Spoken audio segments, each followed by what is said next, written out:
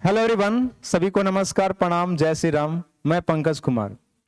आज के वीडियो में हम लोग सोल्यूशन करने वाले हैं Pankaj English skill test season 2 का क्लास 10 का सोल्यूशन। आई होप कि आपका एग्जाम बहुत अच्छा गया होगा, आप ज़्यादा से ज़्यादा क्वेश्चंस का सही जवाब दिए होंगे। तो ये वीडियो सोल्यूशन के रूप में भी आपको दिया जा रहा है, साथ ही साथ जो आप एग्जाम दिए हैं उसका आंसर की भी है। तो जल्दी जल्दी से आप लोग मिला लो कि आपने कितना क्वेश्चंस को सही करा है और कितने क्वेश्चंस आपने रॉन्ग करा है। ठीक है, चलिए। तो आपका टाइम, आपका समय बहुत कीमती होता है, तो बिना आपका टाइम वेस्ट किए चलिए आज का सेशन क्लास 10 का सॉल्यूशन शुरू करते हैं। क्वेश्चन नंबर 1 से देखिए। कह रहा है कि एक संख्या है n² - 1 जो 8 से क्या है, डिविजिबल है। 8 से क्या है, डिविजिबल है। तो पूछ रहा है कि n क्या होगा। ऑप्शन में है सम संख्या, विषम संख्या, पूर्ण वर्ग संख्या। तो पूर्ण वर्ग संख्या तो बाद में देखेंगे, पहले हम लोग सम संख्या और विषम संख्या देख लेते हैं, क्योंकि सम संख्या और विषम संख्या हम लोग छोटा वैल्यू पर चेक करते हैं। पूर्ण वर्ग संख्या तो ध्यान दीजिएगा 4 होगा, या फिर मान लीजिए 9 होगा, या फिर 16 होगा। तो इसको हम लोग पहले चेक नहीं करेंगे, पहले इवन और ऑड को चेक करेंगे। तो अगर ध्यान दीजिएगा n = आप 0 नहीं ले सकते, क्योंकि 0 ना तो इवन है ना तो ऑड है। तो हम लोग n = लेते हैं, सबसे पहले ध्यान दीजिएगा 1। ठीक है, 1। तो अगर 1 रखते हो तो 1 का स्क्वायर 1 - 1 कितना हो गया, 0। और 0 ध्यान दीजिएगा 8 से डिविजिबल है, 8 से डिविजिबल है, ये तो डिविजिबल है, तो n सही हो गया। अच्छा, n = हम लोग 2 ले सकते हैं क्या? तो 2 लेंगे तो 2 का स्क्वायर 4 में से 1 गया तो कितना, 3। 3 से 8 से डिविजिबल नहीं है तो 1 कट कर दिए। तो बाबू हम लोग ध्यान दीजिएगा 0 ले नहीं सकते थे, तो 1 और 2 पर हमने चेक करा तो 2 पे डिविजिबल नहीं हुआ, 1 पे डिविजिबल हो गया। इसका मतलब है n जो है हमारा क्या हो जाएगा, ऑड नंबर। आंसर मिल तो गया। n जो है हमारा क्या है, ऑड नंबर। अब बहुत सारे भाई को ये लगेगा कि सर आपने तो एक ही वैल्यू पर चेक करा, तो आप दूसरे वैल्यू पर भी चेक करोगे ना तो आंसर सही आएगा। जैसे कि n = आप 3 ले लीजिए, तो 3 लोगों तो 3 का स्क्वायर कितना हो गया, 9, और 9 में से 1 गया तो कितना, 8, और 8 से डिविजिबल तो है ना, ये तो सेम ही हो गया, सेम ही हो गया, तो डिविजिबल है। तो ध्यान दीजिएगा 1 भी है, 3 भी है। आप 5 पर रख के देख लोगे, 5 पे चेक कर लोगे तो भी सही हो जाएगा। तो n जो है वो क्या होना चाहिए, ऑड नंबर होना चाहिए, बोले तो विषम संख्या होना चाहिए। आई होप कि आपको बहुत अच्छे तरीके से समझ में आया होगा। आप कंपेयर करना कि आपका अप्रोच क्या था और मेरा बनाने का अप्रोच क्या है। चलते हैं नेक्स्ट क्वेश्चन की ओर। कह रहा है कि वह सबसे बड़ी से बड़ी संख्या बताइए जिससे 70 और 125 को विभाजित करने पर क्रमशः जो है शेषफल 5 और कितना प्राप्त होता है, 8 प्राप्त होता है। तो आप क्या करो ना कि इस प्रकार के क्वेश्चन में सबसे पहले लोग शेषफल को सब्ट्रैक्ट कर देते हैं, घटा देते हैं। तो 70 में से 5 गया तो कितना, 65। मैंने क्या करा, आपको समझ में आया क्या? 70 में से 5 को आप घटा लीजिए और 125 में से 8 को घटा लीजिए तो 117 हो जाएगा, 117। अब ध्यान दीजिएगा दोनों का एसीएफ देख लीजिए। एसीएफ देखने के लिए हम लोग फैक्टर देख लेते हैं। 13 इंटू क्या हो गया, 5, और ये आप जानते हैं कि 13 इंटू 9 का जो टेबल है 13 9 जा कितना होता है, 117 होता है। अब ध्यान दीजिएगा हाईएस्ट कॉमन फैक्टर देखते हैं, तो हाईएस्ट कॉमन फैक्टर यहाँ पे क्या है, 13 है और यहाँ पे 13 है। 5 और 9 में कोई कॉमन नहीं है, तो ध्यान दीजिएगा एचसीएफ कितना हो गया, 13। तो 13 ही वो ध्यान दीजिएगा बड़ी से बड़ी संख्या हो गया, जिससे डिवाइड करने पर, भाग लगाने पर क्रमशः शेषफल 5 और क्या मिलेगा, 8 मिलेगा। आप चेक करके देख भी सकते हो, 13 × 5 = 65, शेषफल 5 बचेगा, और 13 × 17 से शेषफल कितना बचेगा, 8 बचेगा। तो इसका सही आंसर हमारा क्या हो गया भाई, फर्स्ट हो गया। आगे बढ़ते हैं क्वेश्चन नंबर 3 की ओर। देखिए, मैं टाइम वेस्ट नहीं करूंगा, इधर उधर की बात नहीं करूंगा, क्योंकि मैं प्रयास करूंगा कि वीडियो 1 आवर में आपका समाप्त हो जाए। देखिए, 2 शून्यक दिया हुआ है, -3 और क्या है, 4 वाले बहुपद आपको बताना है। शून्य कहने का मतलब है इंग्लिश मीडियम वाले बच्चे 0 है, ठीक है ना, 0। तो ध्यान दीजिएगा अगर 2 शून्यक दिया हुआ है और आपसे बहुपद पूछ रहा है तो बेस्ट अप्रोच ये होगा कि आप ऑप्शन वेरीफाई कर लीजिए। 3 यहाँ पे रखते हैं तो कितना हो गया, 9, और ये कितना हो गया, 3, और प्लस कितना, 12। हमारा 0 आना चाहिए, क्या आना चाहिए, 0 आना चाहिए, तो हुआ नहीं। यहाँ पे 3 पुट करोगे तो ये कितना हो गया, 9, प्लस का 9, माइनस का 3, और ये कितना हो गया, 12। तो ये तो 0 देगा नहीं, ठीक है। यहाँ पे चलते हैं, यहाँ पे देखते हैं, 3 का स्क्वायर करो तो कितना, 9, 9 अपॉन कितना, 2, और ये माइनस में है, और ध्यान दीजिएगा, अच्छा ठीक है, मैंने तो गलत करा, हाँ नहीं ठीक है। और यहाँ पे -3 पुट करेंगे तो प्लस हो जाएगा, तो 3 अपॉन कितना, 2, और माइनस का कितना हो गया 6। ये ध्यान दीजिएगा, प्लस का 6 और माइनस का 6 इज इक्वल टू कितना हो गया 0। ठीक है, 0 तो हो गया। लेकिन ये पहला वैल्यू पर, दूसरा वैल्यू पे चेक करते हैं कितने पे, 4 पे। अगर 4 पे चेक करते हैं तो ध्यान दीजिएगा 16, 4 का स्क्वायर 16 अपन कितना हो गया 2, तो कितना हो गया 8। और 4 को 2 से भागा दिए तो माइनस का 2 और ये माइनस का 6, ये भी कितना आ गया 0 आ गया, ये भी 0 आ गया। तो भाई मेरे 3 पे ध्यान दीजिएगा, -3 पे चेक किए तो भी 0 और 4 पर चेक किए तो भी क्या हो गया 0। दैट मीन्स सही आंसर हमारा क्या हो गया, थर्ड हो गया। इस पे रख के देखोगे तो नहीं आएगा। ये हमारा 9 दूना कितना हो गया 18 और माइनस का 6 और ये कितना हो गया 24। ठीक है, ये तो होने से रहा, ये तो होने से रहा, तो सही आंसर हमारा हो गया थर्ड। अच्छा, बहुत सारे बच्चे ऑप्शन पुट करके नहीं बनाएंगे। बच्चे सोच रहे होंगे कि सर ये तो आपका मान लीजिए कि ऑब्जेक्टिव क्वेश्चन है तो आप बना दिए, अगर सब्जेक्टिव पूछेगा तो कैसे बनाएंगे सर। तो x प्लस कितना हो गया 3 इंटू x माइनस क्या 4 इज इक्वल टू 0।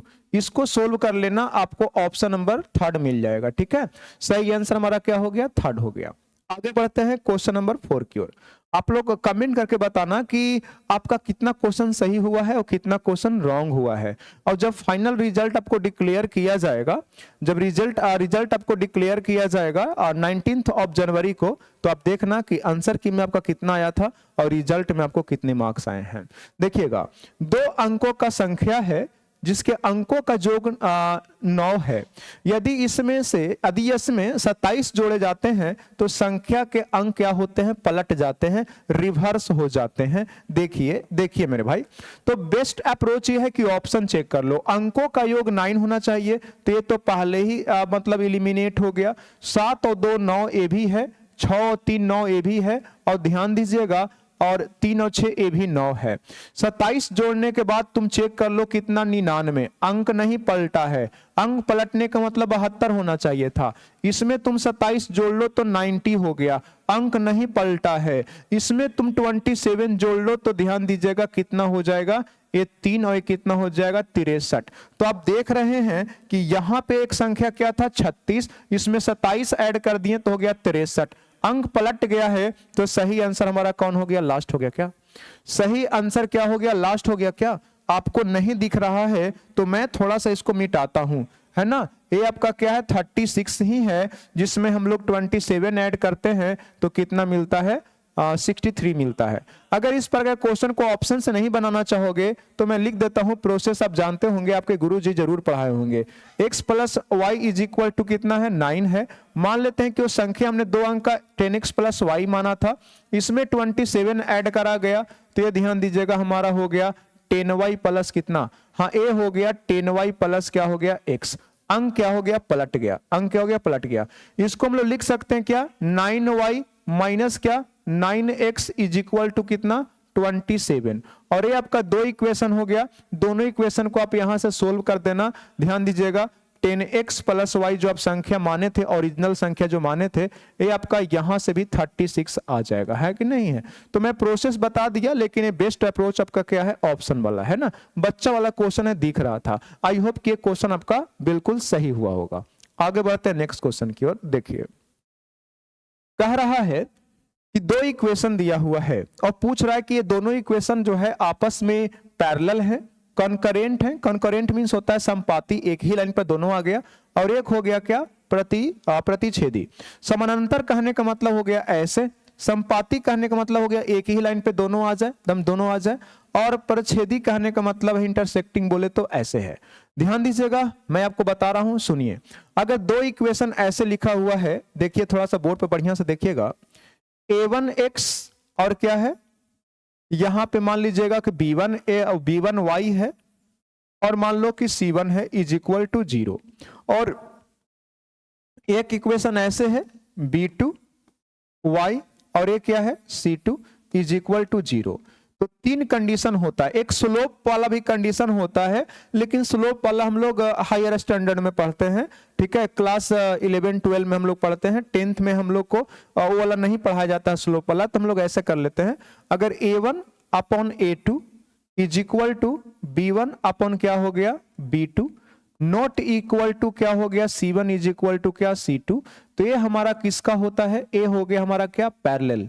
ये क्या हो गया मेरे भाई, पैरेलल हो गया, है कि नहीं है, ये हमारा हो गया पैरेलल, ये पैरेलल इनका कंडीशन होता है, ठीक है। दूसरा देखो, अगर A1 अपॉन A2 और B1 अपॉन क्या हो गया B2 is equal to C1 upon क्या हो गया C2, तो ये जो कंडीशन होता है दोनों इक्वेशन का, एक कनकरेंट हो गया, ठीक है। कनकरेंट कहने का मतलब हो गया संपाती, दोनों एक ही पर होगा, एक दूसरे पर होगा।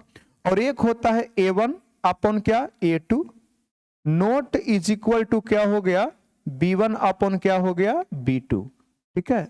तो ये हमारा क्या होता है, इंटरसेक्टिंग होता है, ये क्या होता है, इंटरसेक्टिंग होता है। क्या आपने पढ़ा है कि नहीं, क्या आपने पढ़ा है कि नहीं, ये हमारा इंटरसेक्टिंग का कंडीशन होता है, आप लोग जरूर पढ़े होंगे, ठीक है। तो देखिएगा अब क्वेश्चन में क्या कह रहा है उसको हम देखते हैं, कोफिशिएंट देखते हैं, तो x का, यहाँ x का 1 अपॉन क्या हो गया 2 हो गया क्या, और यहाँ पे 2y है, यहाँ पे 4y है, तो ये भी 1 अपॉन 2 हो गया क्या, और यहाँ पे -4 है +4 है, तो ध्यान दीजिएगा नोट इज इक्वल टू -1 हुआ ना, नोट इज इक्वल टू -1 हुआ। तो बताइएगा ये जो कंडीशन है कौन सा कंडीशन है, ये आपका पहला वाला कंडीशन है, पहला वाला कंडीशन है, बोले तो पैरेलल है, समानांतर है। ये क्या हो गया, समानांतर हो गया, सही आंसर हमारा फर्स्ट हो गया, है कि नहीं, सही आंसर हमारा क्या हो गया, फर्स्ट हो गया। अच्छा यहां पे देखोगे थोड़ा सा एरर है, ये 4 है, क्या है -12 है, तो आप इसको ऐसे देखो -4 और -12 है, तो ये तो 1/3 हो गया ना, 1/3 हो गया। अरे बच्चे -4 अपॉन -12, इसको हम लोग ध्यान दीजिएगा सिंप्लीफाई करेंगे तो 1/3 हो गया। मैं यहाँ पे 12 नहीं देखा, मुझे लगा कि वो भी 4 है, मैं इसे देखा और इसे देखा तो थोड़ा सा कंफ्यूजन हुआ। यहाँ पे कांस्टेंट टर्म -4 है, यहाँ पे कांस्टेंट टर्म क्या है 12 है, तो ये आपका देखोगे ये वाला कंडीशन है तो पैरेलल है। आई होप कि आपका एक क्वेश्चन सही हुआ होगा। आगे बढ़ते हैं नेक्स्ट क्वेश्चन की ओर। देखिए क्या है, करा कि समीकरण का एक मूल 0 है। कौन सा समीकरण इक्वेशन है जिसका एक मूल एक 0 जो है वो क्या है 2 है। तो सिंपल सा मेथड है, आप वैल्यू पुट कर दीजिए। तो 2 का यहाँ पे वैल्यू पुट करते हैं तो 4 -8 + 5, ये 0 नहीं होगा तो नहीं होगा।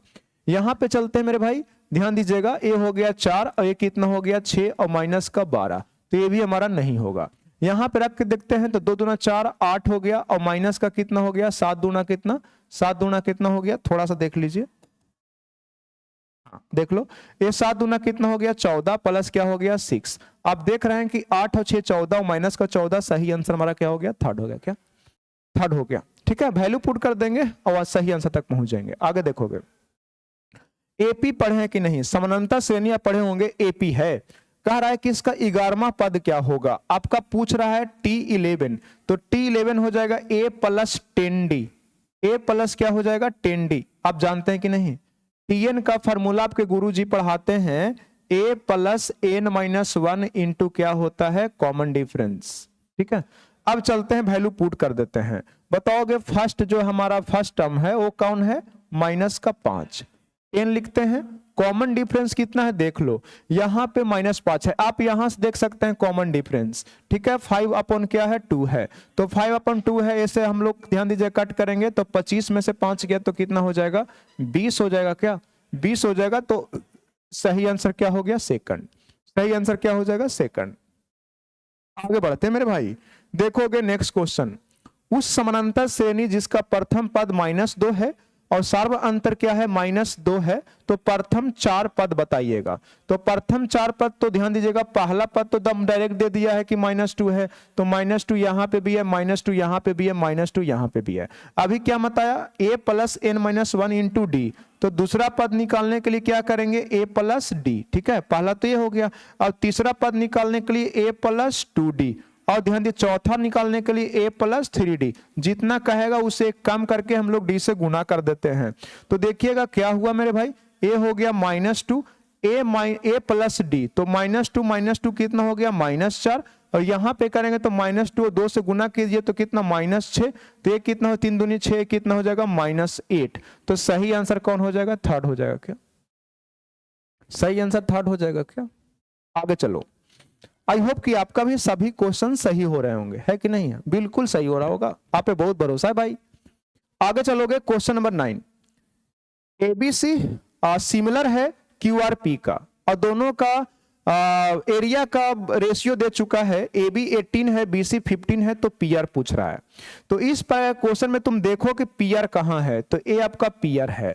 तो पी आर निकालने के लिए बी सी उसको गिवन होना चाहिए। अब एरिया दिया हुआ कितना, 9 अपॉन कितना 4। तो एरिया का जो रेशियो होता है वो भुजा के रेशियो के स्क्वायर के बराबर होता है। अगर हम लोग ऐसे सोचते हैं, अगर उल्टा सोचेंगे तो 9 अपॉन 4 का क्या निकाल लेते हैं, स्क्वायर रूट। क्या, स्क्वायर रूट। और ध्यान दीजिएगा कॉरस्पॉन्डिंग साइड का हम लोग रेशियो लेते हैं। तो आरपी हमसे पूछ रहा है ना, आरपी हमसे पूछ रहा है तो बीसी लेंगे, और बीसी का ध्यान दीजिएगा लेंथ कितना दिया हुआ है 15। ये 3 अपॉन कितना हो गया 2 इज इक्वल टू 15 अपॉन क्या हो गया आरपी। ठीक है, तो मुझे इतनी सी बात बता दो कि आरपी इज इक्वल टू कितना हो गया 10। आरपी इज इक्वल टू कितना हो गया 10। सही आंसर कौन, फर्स्ट। सही आंसर कौन हो गया, फर्स्ट, है ना। सभी लोग का सही होगा। आगे चलो, क्वेश्चन नंबर 10 देखिएगा क्या कह रहा है। इसमें भी सिमिलरिटी वाला क्वेश्चन है। ए बी सी और डी एफ में ए बी अपॉन डी और B C upon F D क्या है, बराबर है। तो दोनों त्रिभुज समरूप होंगे। तो कह रहा है कौन सा एंगल क्या होगा, बराबर होगा। वो दे रखे हैं क्या, ए बी, थोड़ा सा हम अलग से लिख रहे हैं, बी सी को नीचे लिखो, B C is equal to क्या है डीई अपॉन क्या है डी एफ। यही कहा है ना भाई, यही कहा है, यही कह रहा है। ठीक है, ऐसे करा है। आप ऐसे भी देख सकते हो, नहीं तो फिर जैसे कहा है वैसे आप देख लीजिए, नहीं तो जैसे कहा है वैसे ही देख लीजिए। वो कहा है ए बी अपॉन क्या D is equal to B C upon क्या है डी एफ। डी एफ ए बोला गया है ना, ए बोला गया है। तो कह रहा है कौन से दोनों ट्रायंगल का जो एंगल है इक्वल होगा। तो देखिएगा ए दोनों में बी भी लिया गया है, कॉमन है। बी पॉइंट क्या है, कॉमन है। इसमें बी पॉइंट कॉमन है और इसमें डी पॉइंट कॉमन है। इसका मतलब है कि एंगल बी जो है वो एंगल डी के क्या है, बराबर है। एंगल बी जो है डी के बराबर है। तो सही आंसर हमारा क्या हो गया, थर्ड हो गया। क्या सही आंसर क्या हो गया, थर्ड हो गया। क्या, आगे बढ़ते हैं नेक्स्ट क्वेश्चन की ओर।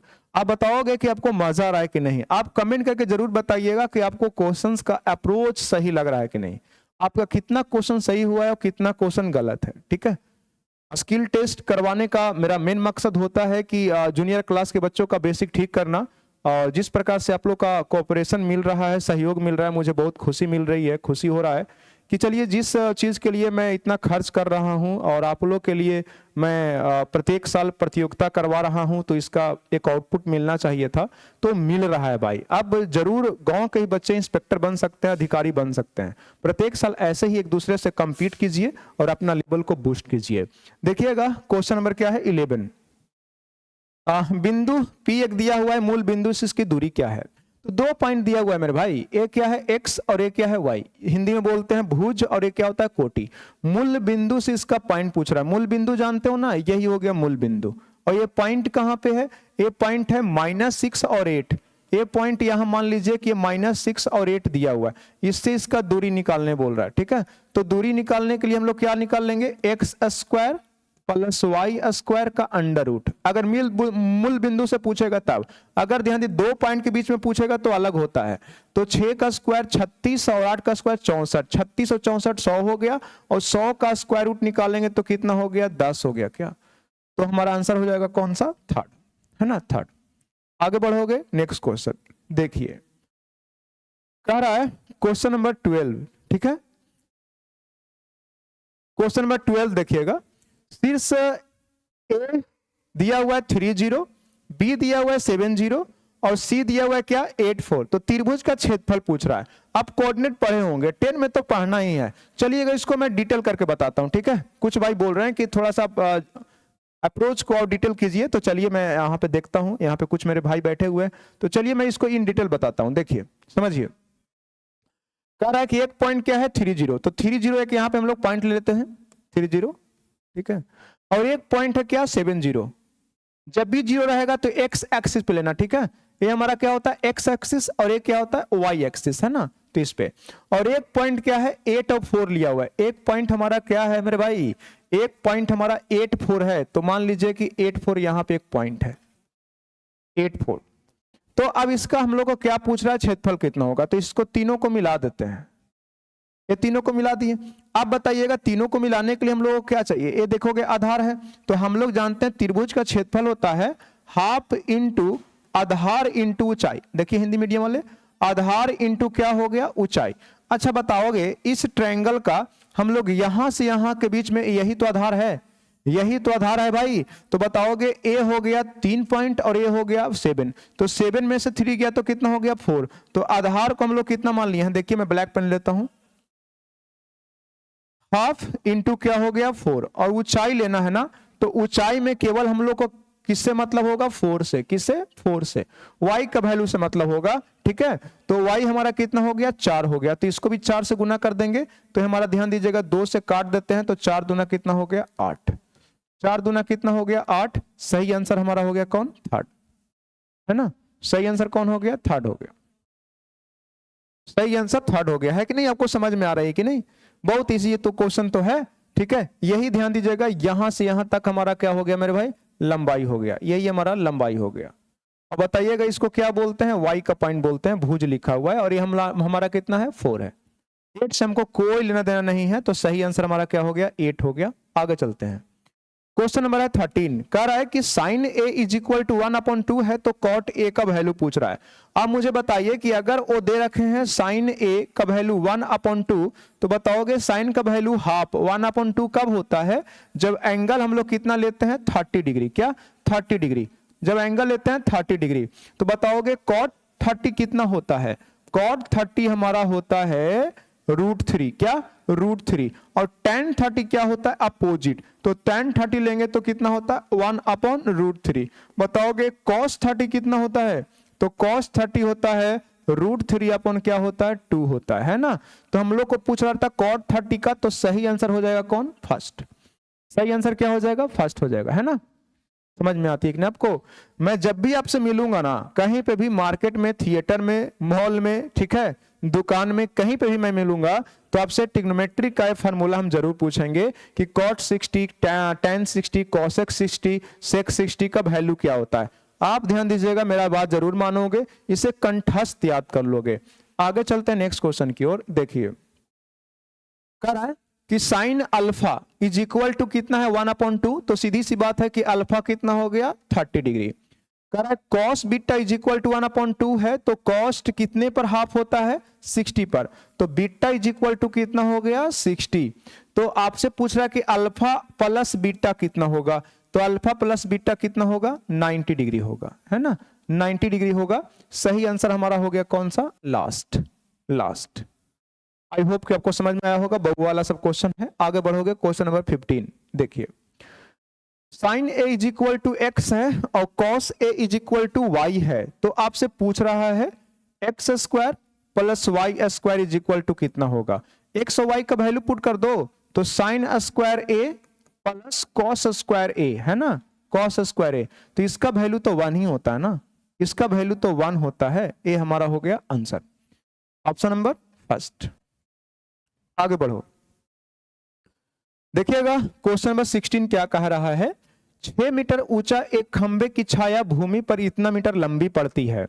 6 मीटर की ध्यान दीजिएगा, एक हमारा क्या है खंबा है, और इसका जो परछाई है, छाया है, जमीन पे पड़ता है ऐसे, देखोगे ऐसे, ठीक है, और इसका लंबाई कितना है 6 मीटर है, और परछाई की लंबाई, छाया की लंबाई 2√3 मीटर है, ठीक है, और ये तो 90 डिग्री होता है, खंबा है। तो पूछ रहा है कि उन्नयन कोण कौन होगा, तो यही होता है क्या उन्नयन कोण, थीटा का वैल्यू पूछ रहा है।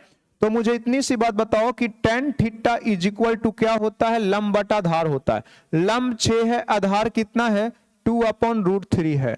आप मुझे इतनी सी बात बताइए, इसको कट करेंगे तो 3 दूना 6 और 3 को √3 से कट करेंगे तो कितना हो गया √3। बताओगे tan थीटा √3 कब होता है, जब थीटा हमारा कितना होता है 60 होता है। ये आपको एकदम कंठस्थ होना चाहिए। तो ध्यान दीजिएगा थीटा का वैल्यू 60 है, बोले तो उन्नयन कोण जो है, ध्यान दीजिएगा एंगल ऑफ एलिवेशन है, वो हमारा 60 डिग्री है। आंसर फर्स्ट, आंसर क्या हो गया फर्स्ट, है ना। आपका सही हो रहा है कि नहीं, हाँ या ना में कमेंट करना।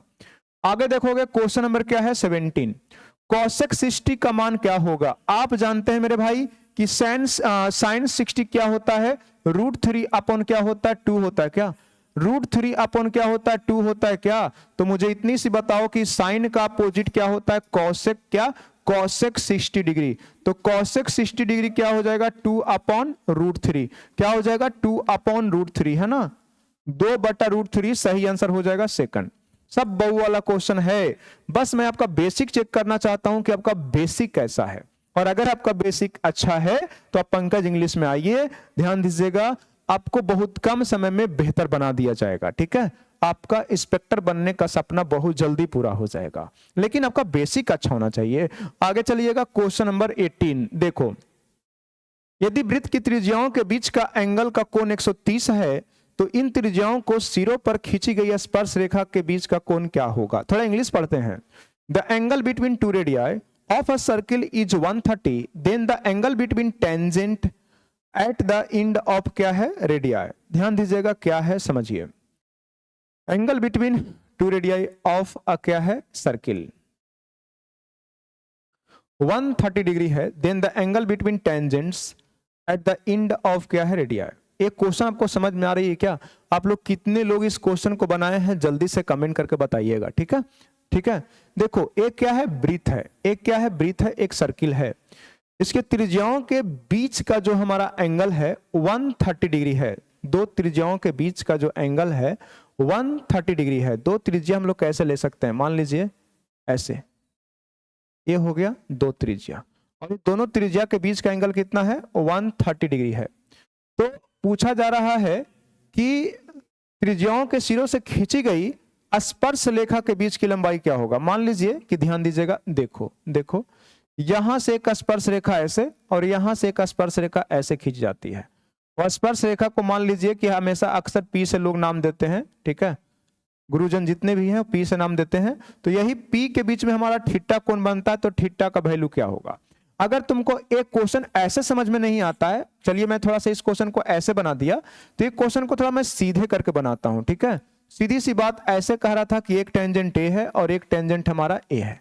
ठीक है, देखो, और ए ध्यान दीजिएगा, यहां से एक हमारा ए हो गया, देखो एक हमारा त्रिज्या ए हो गया और एक त्रिज्या हमारा ए हो गया। देख लो बढ़िया से, एक त्रिज्या क्या हो गया ए हो गया। ये दोनों के बीच का एंगल कितना दिया हुआ है 130 डिग्री। आप जानते हैं कि टेंजेंट से सेंटर पे मिलाते हैं तो 90 डिग्री का कोण बनता है।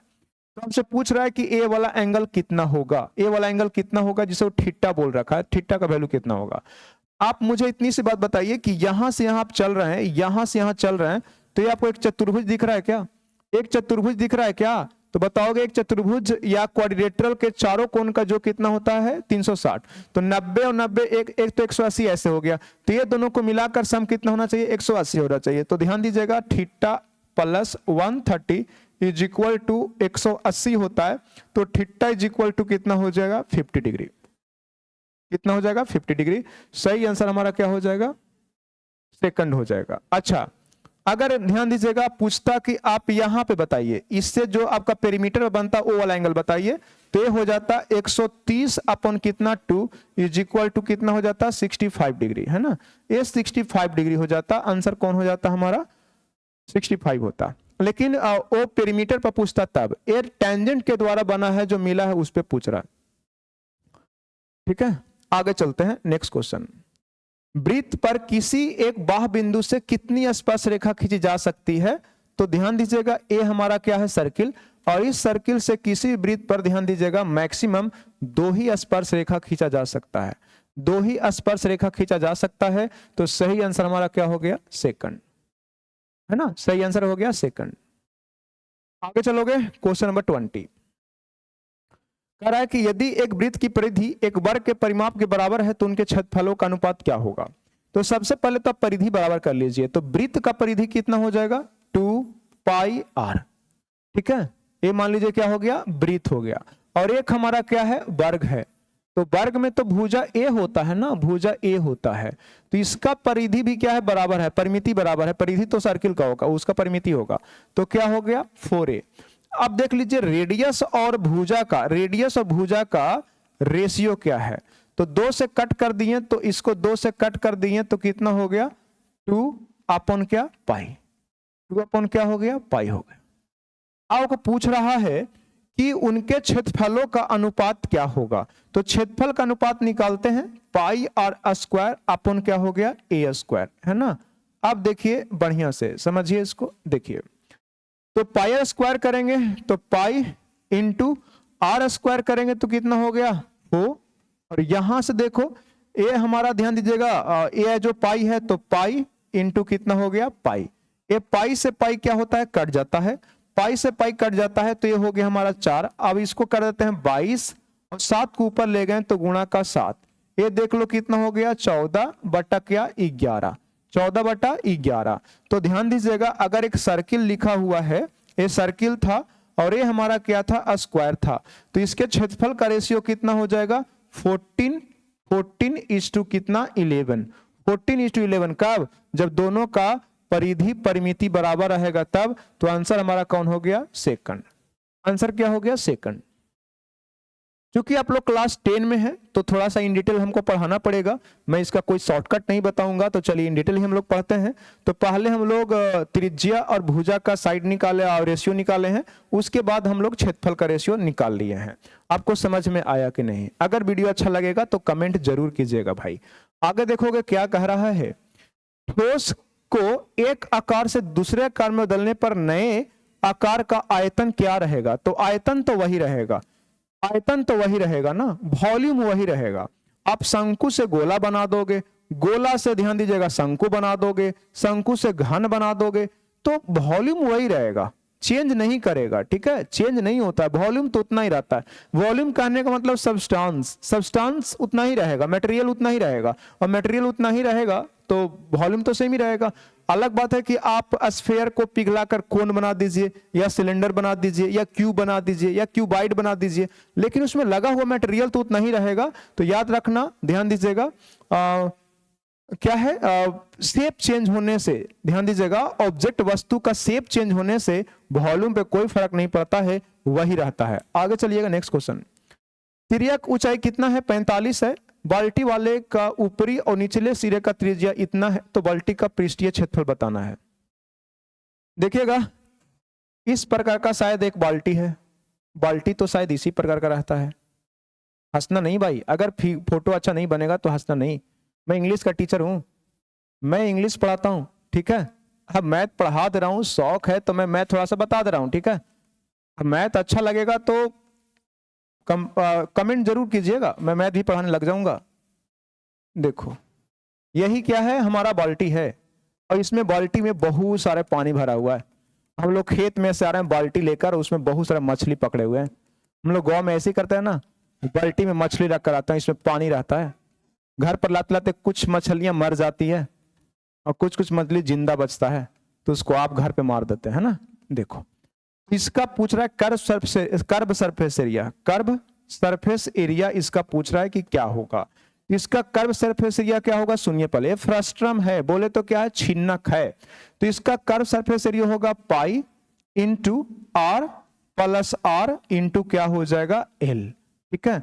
अगर केवल शंकु रहता मेरे भाई, अगर ध्यान दीजिएगा शंकु रहता, ऐसे ऐसे क्या रहता शंकु रहता, तो इसका कर्व सरफेस एरिया जो होता है, वक्र पृष्ठ जो होता है वो पाई आर एल होता है।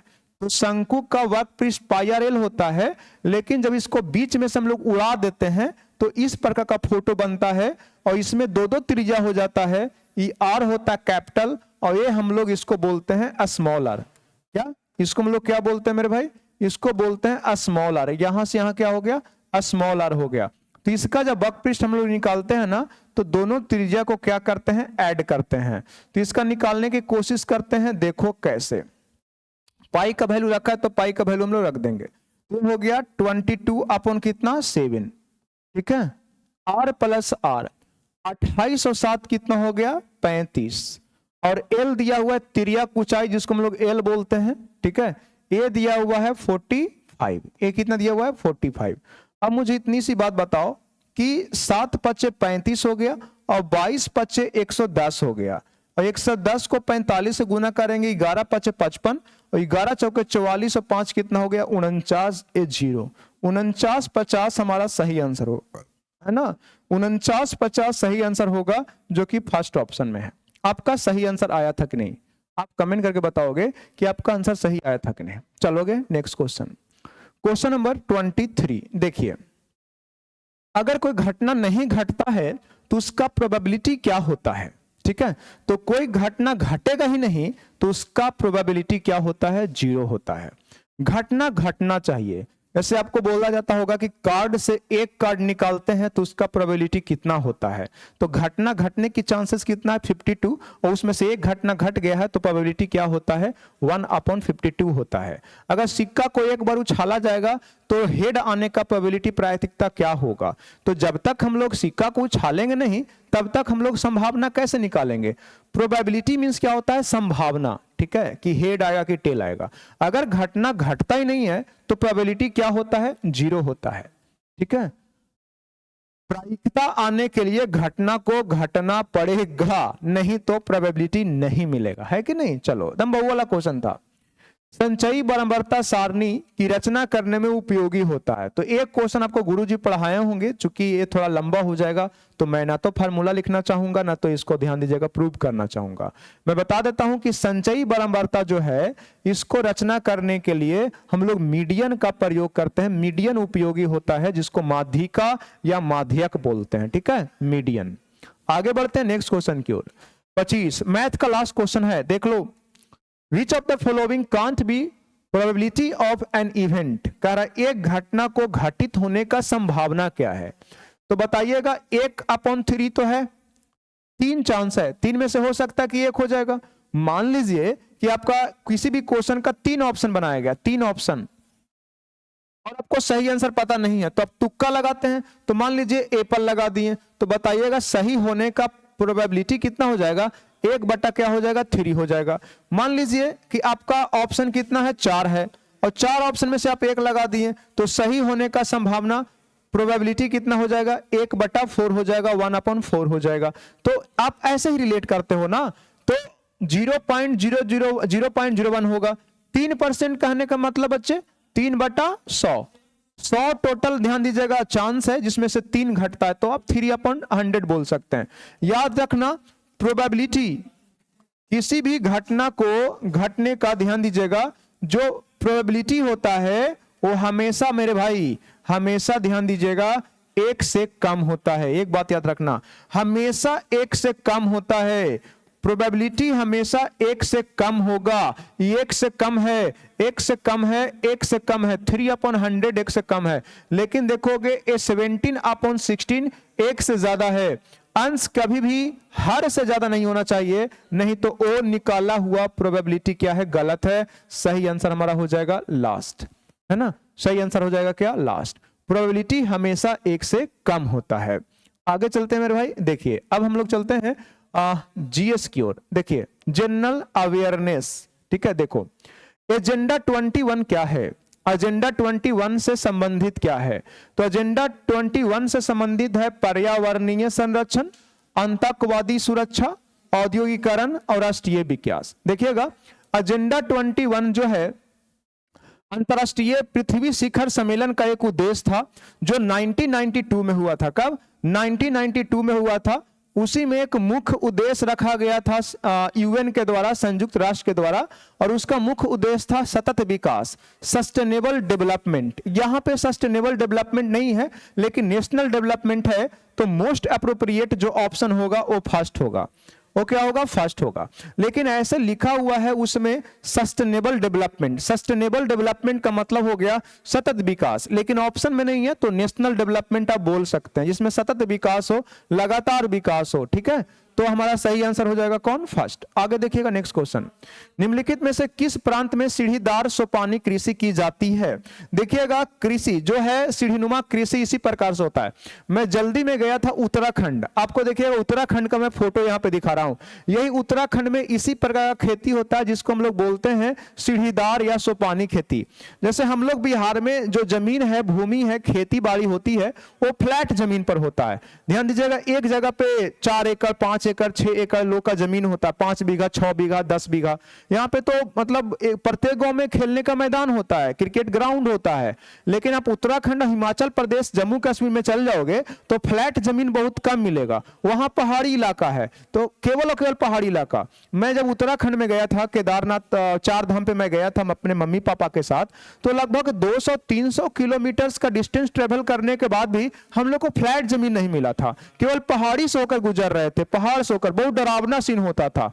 तो वहां के लोग खेती कैसे करेंगे? केवल पहाड़ पर ही लोग रहते हैं, ठीक है, गिरने का भी डर होता है, लैंडस्लाइड का भी डर होता है, तो लोग वहां पे जीते कैसे हैं? तो वहां पे भी लोग खेती करते हैं। लेकिन पहाड़ जब ऐसे होता है तो इसको काट कर कर ऐसे ऐसे यहाँ पे खेती बनाते हैं, ठीक है, ऐसे ऐसे। देखिए तो ये आपका क्या है, पहाड़ है, देखिएगा ऊपर से नीचे की ओर आ रहा है, ठीक है। तो यहां पे थोड़ा सा फ्लैट मिलेगा तो यहां पे इसको ऐसे कर देगा, फिर यहां पे फ्लैट मिलेगा तो इसको ऐसे कर देगा, फिर थोड़ा सा फ्लैट मिलेगा तो इसको, मतलब सीढ़ी नुमा है। जैसे हम लोग छत पर जाते हैं ना सीढ़ी चढ़कर, वैसे ही पहाड़ को काट काट के हम लोग सीढ़ी बना देता है और वही सीढ़ी पर खेती करता है। तो जहां भी सीढ़ीदार खेती होगा, सीढ़ीदार खेती वहीं पे होगा जहां का क्षेत्र क्या होगा, पहाड़ी होगा, वहां पे फ्लैट भूमि नहीं होगा। और ये सब जगह क्या है, हिमाचल प्रदेश, जम्मू कश्मीर और उत्तराखंड। देखते हैं ऑप्शन में क्या है। बिहार में तो सीढ़ीदार खेती होगा नहीं, यहां पे तो पूरा फ्लैट ही है, मैदानी क्षेत्र है। पंजाब में भी नहीं होगा, पंजाब भी मैदानी क्षेत्र है।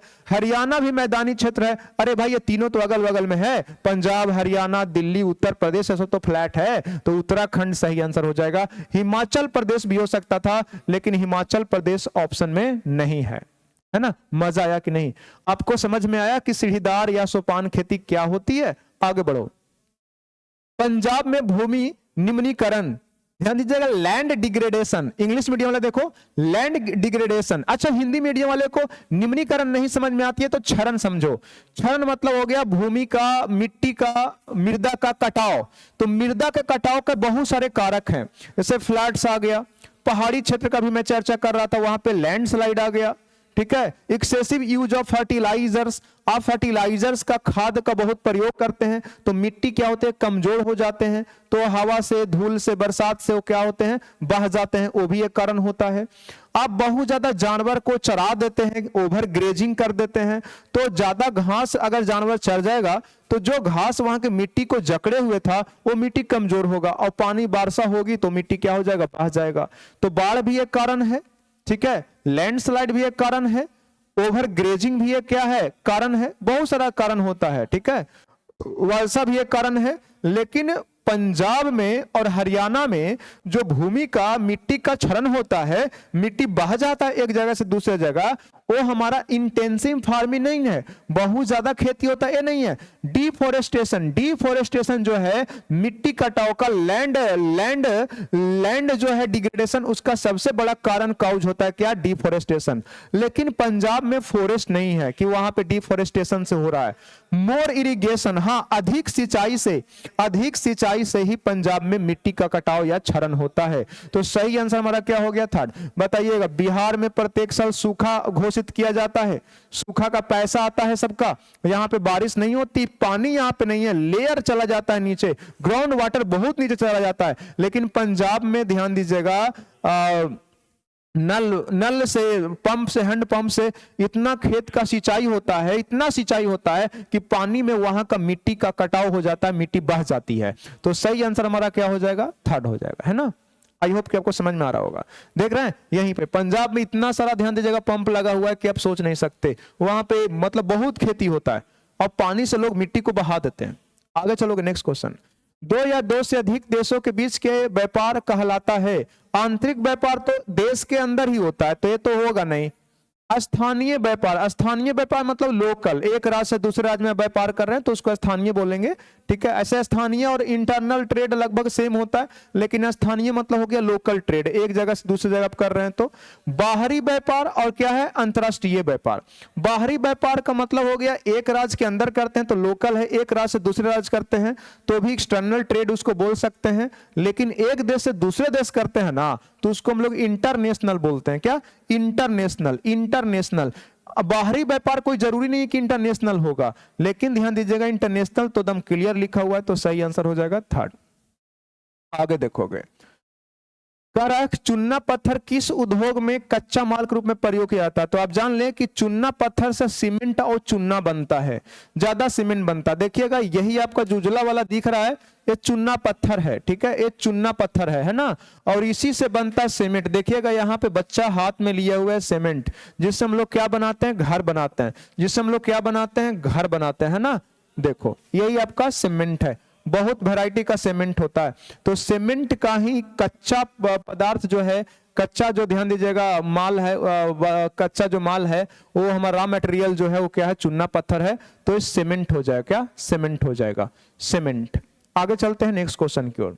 देखोगे नेक्स्ट, झारखंड स्थित कोडरमा निम्नलिखित में से किस खनिज का अग्रणी उत्पाद है। तो ये हमारा हो गया अभ्रक। क्या हो गया, अभ्रक एक अधातु है जिसको माइका हम लोग बोलते हैं इंग्लिश में। और देखिएगा यही आपका यहाँ पे पत्थर में ले लिया हूं जो किसका है, अभ्रक का है। ये चमकता हुआ है, ये सोना, इसको मत समझ लीजिएगा, सोना मत समझ लीजिएगा। झारखंड में सबसे ज्यादा अभ्रक निकलता है खनन करने के बाद, ठीक है। तो आपको अभ्रक दिख रहा होगा, ये झारखंड में कोडरमा से सबसे ज्यादा कौन सा खनिज निकलता है, तो अभ्रक। आपको कमेंट करके बताना है कि बॉक्साइट जो है किसका अयस्क है। तो मैं ही बता देता हूं, बॉक्साइट जो है अल्युमिनियम का अयस्क है, ठीक है। आगे चलते हैं, मोनाजाइट रेत से कौन सा खनिज निकलता है। तो मोनाजाइट ध्यान दीजिएगा, मोनाजाइट रेत से हम लोग को थोरियम मिलता है। क्या मिलता है, थोरियम मिलता है। थोरियम और यूरेनियम रेडियो एक्टिव होता है, आप पढ़े होंगे फिजिक्स में, है ना, आप फिजिक्स में पढ़े होंगे। तो ध्यान दीजिएगा मोनाजाइट जो रेट है, आप फिजिक्स में पढ़े कि केमिस्ट्री में पढ़े, आप बताना, आप कमेंट करके बताना, ठीक है। आई होप कि आप कंफ्यूज कर रहे होंगे। चलिएगा हम लोग केमिस्ट्री में पढ़ते हैं इसको। तो थोरियम और यूरेनियम, यूरेनियम जो है, थोरियम और यूरेनियम जो है तो अलग चीज है, ठीक है, वो तो रेडियो एक्टिव है ही। लेकिन मोनाजाइट रेत से हम लोग को क्या मिलता है, थोरियम मिलता है, ठीक है। थोरियम का परमाणु संख्या कितना होता है, 90 होता है, और इसका परमाणु भार होता है 232.083 होता है, 0.038 होता है ना। यही आपका क्या हो गया, देखिएगा थोरियम, जो केरल के तट पे बहुत ज्यादा मात्रा में मिलता है, ठीक है। और ये किस रेत में मिलता है, मोनाजाइट रेत में मिलता है। आपको सभी क्वेश्चन पूछेगा कि मोनाजाइट रेत जो होता है सबसे ज्यादा किस राज्य में मिलता है, तो आप जवाब देना कहां, केरल राज्य में मिलता है, ठीक है, केरल राज्य में मिलता है। आगे बढ़ोगे नेक्स्ट क्वेश्चन, अध्यापन किस क्षेत्र की गतिविधि है। तो ये तो सेवा क्षेत्र में आ जाएगा ना, जैसे कि कृषि प्रथम क्षेत्र में आएगा, उद्योग द्वितीय क्षेत्र में आएगा। और ध्यान दीजिएगा जो आपका है अध्यापन हो गया, अध्यापन हो गया, सर्विस सेवाएं हो गया, वो तृतीय क्षेत्र का होता है। आगे चलोगे नेक्स्ट, सार्वजनिक और निजी क्षेत्र की किस आधार पर विभाजित किया जा सकता है। तो रोजगार की शर्तें, रोजगार की शर्तें नहीं, ये तो आपका प्राइवेट सेक्टर में मिलता है और पब्लिक सेक्टर में मिलता है, तो ये हो नहीं सकता। उद्यमों की स्वामित्व, ऑनरशिप और इंटरप्राइजेस। और एक है nature of economic activity, economic activity के प्रकृति पे। नंबर ऑफ वर्कर्स मतलब श्रमिकों की संख्या पे, तो ये नहीं होगा। तो सही आंसर हमारा क्या हो जाएगा, उद्यमों की स्वामित्व पे, ऑनरशिप ऑफ इंटरप्राइजेस पे। ये दो प्रकार का सेक्टर होता है, एक पब्लिक सेक्टर और एक होता है, ध्यान दीजिएगा, प्राइवेट सेक्टर। प्राइवेट सेक्टर में जो मालिक होता है गवर्नमेंट नहीं होता है, लेकिन पब्लिक सेक्टर में ध्यान दीजिएगा जो गवर्नमेंट होता है, जो कंट्रोल करता है उस कंपनी पे, उस बिजनेस पे, उस ऑर्गेनाइजेशन पे, वो हमारा क्या होता है, गवर्नमेंट होता है। आगे चलोगे, किसी वर्ष में निश्चित सीमा में उत्पादित का कुल मूल्य को सकल घरेलू उत्पाद कहते हैं। तो क्या हो जाएगा, सभी वस्तुओं और सेवाओं, अंतिम, हाँ जहां पे भी अंतिम दिखाई दे तो यही हमारा आंसर हो जाएगा। ध्यान दीजिएगा किसी भी देश में किसी निश्चित समय सीमा के भीतर जो उत्पादित वस्तु का अंतिम बाजार मूल्य और मौद्रिक मूल्य होता है उसी को कुल रूप से हम लोग क्या बोलते हैं, उसी को हम लोग बोलते हैं, क्या बोलते हैं, सकल घरेलू उत्पाद बोलते हैं, जीडीपी बोलते हैं। क्या बोलते हैं, जीडीपी बोलते हैं, ग्रॉस डोमेस्टिक प्रोडक्ट बोलते हैं। मैंने क्या बताया, किसी निश्चित सीमा में देश के अंदर, क्या देश के अंदर अंतिम वस्तु का मौद्रिक जो मूल्य होता है उसी को हम लोग बोलते हैं जीडीपी। आगे बढ़ोगे नेक्स्ट क्वेश्चन, वियना समझौता कब हुआ। तो वियना समझौता जो हुआ था 1814 से लेकर 15 तक चला था। तो आंसर हमारा हो जाएगा क्या, फर्स्ट। इससे रिलेटेड पर्सन का नाम क्या है, मेटरनिक, ठीक है। आगे बढ़ोगे, यंग इटली का स्थापना किसने किया था? तो यंग इटली का स्थापना क्लास 10 में पढ़े होंगे, बहुत इंपॉर्टेंट है। ये हमारा हो गया क्या? जोसेफ मेजनी, यही है जोसेफ मेजनी सर, ठीक है, जिन्होंने इटली में क्या किया था? यंग इटली का स्थापना किया था, ठीक है। ये बहुत महत्वपूर्ण आदमी है इटली का ही आदमी है गैरीबाल्डी और इमैनुएल, ठीक है। ये तीनों पर्सन इटली के हैं जो इटली में अपना बहुत बड़ा कंट्रीब्यूशन दिए। और बिस्मार्क कहाँ के हैं? जर्मनी के एकीकरण में बिस्मार्क का बहुत बड़ा रोल रहा था, ठीक है। आगे बढ़ोगे, नेक्स्ट क्वेश्चन। हिंद स्वराज पुस्तक के लेखक कौन थे? तो हिंद स्वराज पुस्तक के लेखक कौन थे? महात्मा गांधी थे, ठीक है। महात्मा गांधी को बापू बोला गया, महात्मा बोला गया, है कि नहीं है? चलिए, डॉक्टर राजेंद्र प्रसाद, ये हमारे भारत देश के प्रथम राष्ट्रपति थे। बाल गंगाधर तिलक का नाम आप सुने होंगे, आगे आएगा। अबुल कलाम आजाद का भी नाम आप सुने होंगे, फिलहाल आंसर हो जाएगा फर्स्ट। महात्मा गांधी के और भी बुक है, देखिएगा यहाँ पे पहला बुक इनका आता है हिंद स्वराज, एक और है दक्षिण अफ्रीका के सत्याग्रह का इतिहास, एक होता है संपूर्णा गांधी, एक गीता माता होता है, और एक होता है सत्य के प्रयोग और आत्मकथा मोहनदास करमचंद गांधी। तो ये 5 किताब है जो महात्मा गांधी का है, ठीक है। चलिए, बारदोली सत्याग्रह किस प्रकार का आंदोलन था? तो बारदोली सत्याग्रह जो था एक किसान का आंदोलन था, फार्मर मूवमेंट था। क्या फार्मर मूवमेंट था? यही देखिएगा, सरदार वल्लभ भाई पटेल थे जो, ध्यान दीजिएगा, इसका नेता थे, किसका? बारदोली सत्याग्रह का, जो कब हुआ था? 1928 में हुआ था। इसको बारडोली भी लिखा जाता है, बारदोली भी लिखा जाता है। इनके द्वारा देखिएगा कितना सुंदर लाइन लिखा गया है, कठिन समय में कायर बहाना ढूंढते हैं, कठिन समय में कायर बहाना ढूंढते हैं और बहादुर व्यक्ति रास्ता खोजते हैं, ठीक है। बहादुर व्यक्ति रास्ता खोजते हैं। तो यदि आपके पास भी कठिन समय आता है, मुश्किल परिस्थिति आता है, तो बहाना मत लगाइए, बल्कि सही करने का या टिके रहने का रास्ता ढूंढिए और उसे निकलकर इतिहास रच दीजिए। सही आंसर कौन है हमारा? फर्स्ट। आगे देखोगे, नेक्स्ट क्वेश्चन। कांग्रेस ने पहली बार पूर्ण स्वराज की मांग किस अधिवेशन में किया था? तो ये तो बच्चा वाला क्वेश्चन हो गया, ये हो गया लाहौर अधिवेशन में। लाहौर अधिवेशन में ध्यान दीजिएगा अध्यक्ष कौन थे? तो पंडित जवाहरलाल नेहरू थे। और इसी ध्यान दीजिएगा अधिवेशन में सबसे पहले पूर्ण स्वराज की मांग किया गया था। कांग्रेस से 1919 में, क्या 1919 नहीं, 1929 में लाहौर के अधिवेशन में पहली बार पूर्ण स्वराज की मांग की थी। देखिएगा, यही यहाँ पे अधिवेशन हो रहा है और इसी अधिवेशन में लोगों ने पूर्ण स्वराज की मांग की थी, जिसका अध्यक्ष पंडित जवाहरलाल नेहरू थे।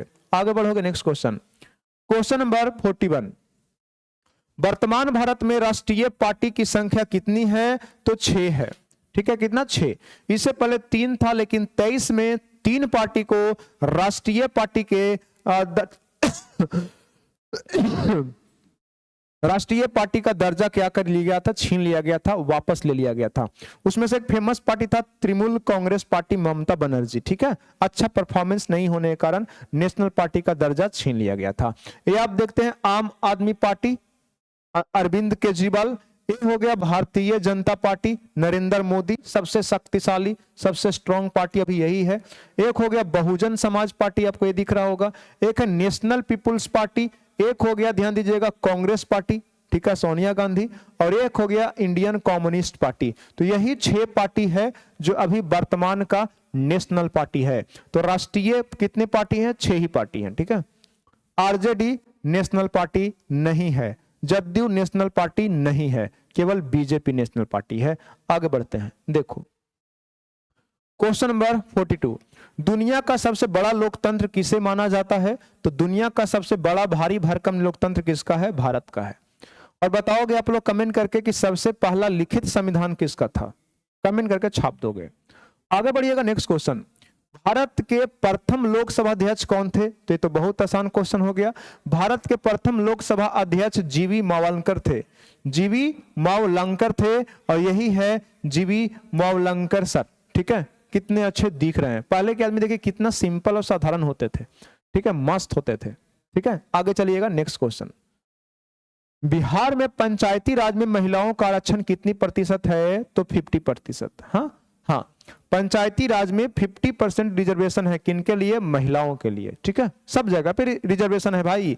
अब ये नहीं कि पूरे मतलब भारत में, अलग अलग राज्य में महिलाओं के लिए अलग अलग नंबर्स में क्या है? रिजर्वेशन है। भारत में रिजर्वेशन कितना है? 50% है। चलिए आगे बढ़ोगे, नेक्स्ट क्वेश्चन। भारत में किस प्रकार का शासन व्यवस्था है? प्रत्यक्ष लोकतंत्र। प्रत्यक्ष लोकतंत्र कहने का मतलब हम लोग डायरेक्ट पीएम को चुनते हैं? नहीं, हम लोग ध्यान दीजिए विधायक को चुनते हैं, सॉरी हम लोग एमएलए को चुनते हैं, सांसद को चुनते हैं, और सांसद डिसाइड करते हैं कि पीएम कौन होते हैं। तो हम लोग रिप्रेजेंटेटिव को चुनते हैं और रिप्रेजेंटेटिव सरकार को चुनते हैं। तो ये प्रत्यक्ष नहीं है, अप्रत्यक्ष लोकतंत्र है। तो सही आंसर हमारा क्या हो गया? सेकंड।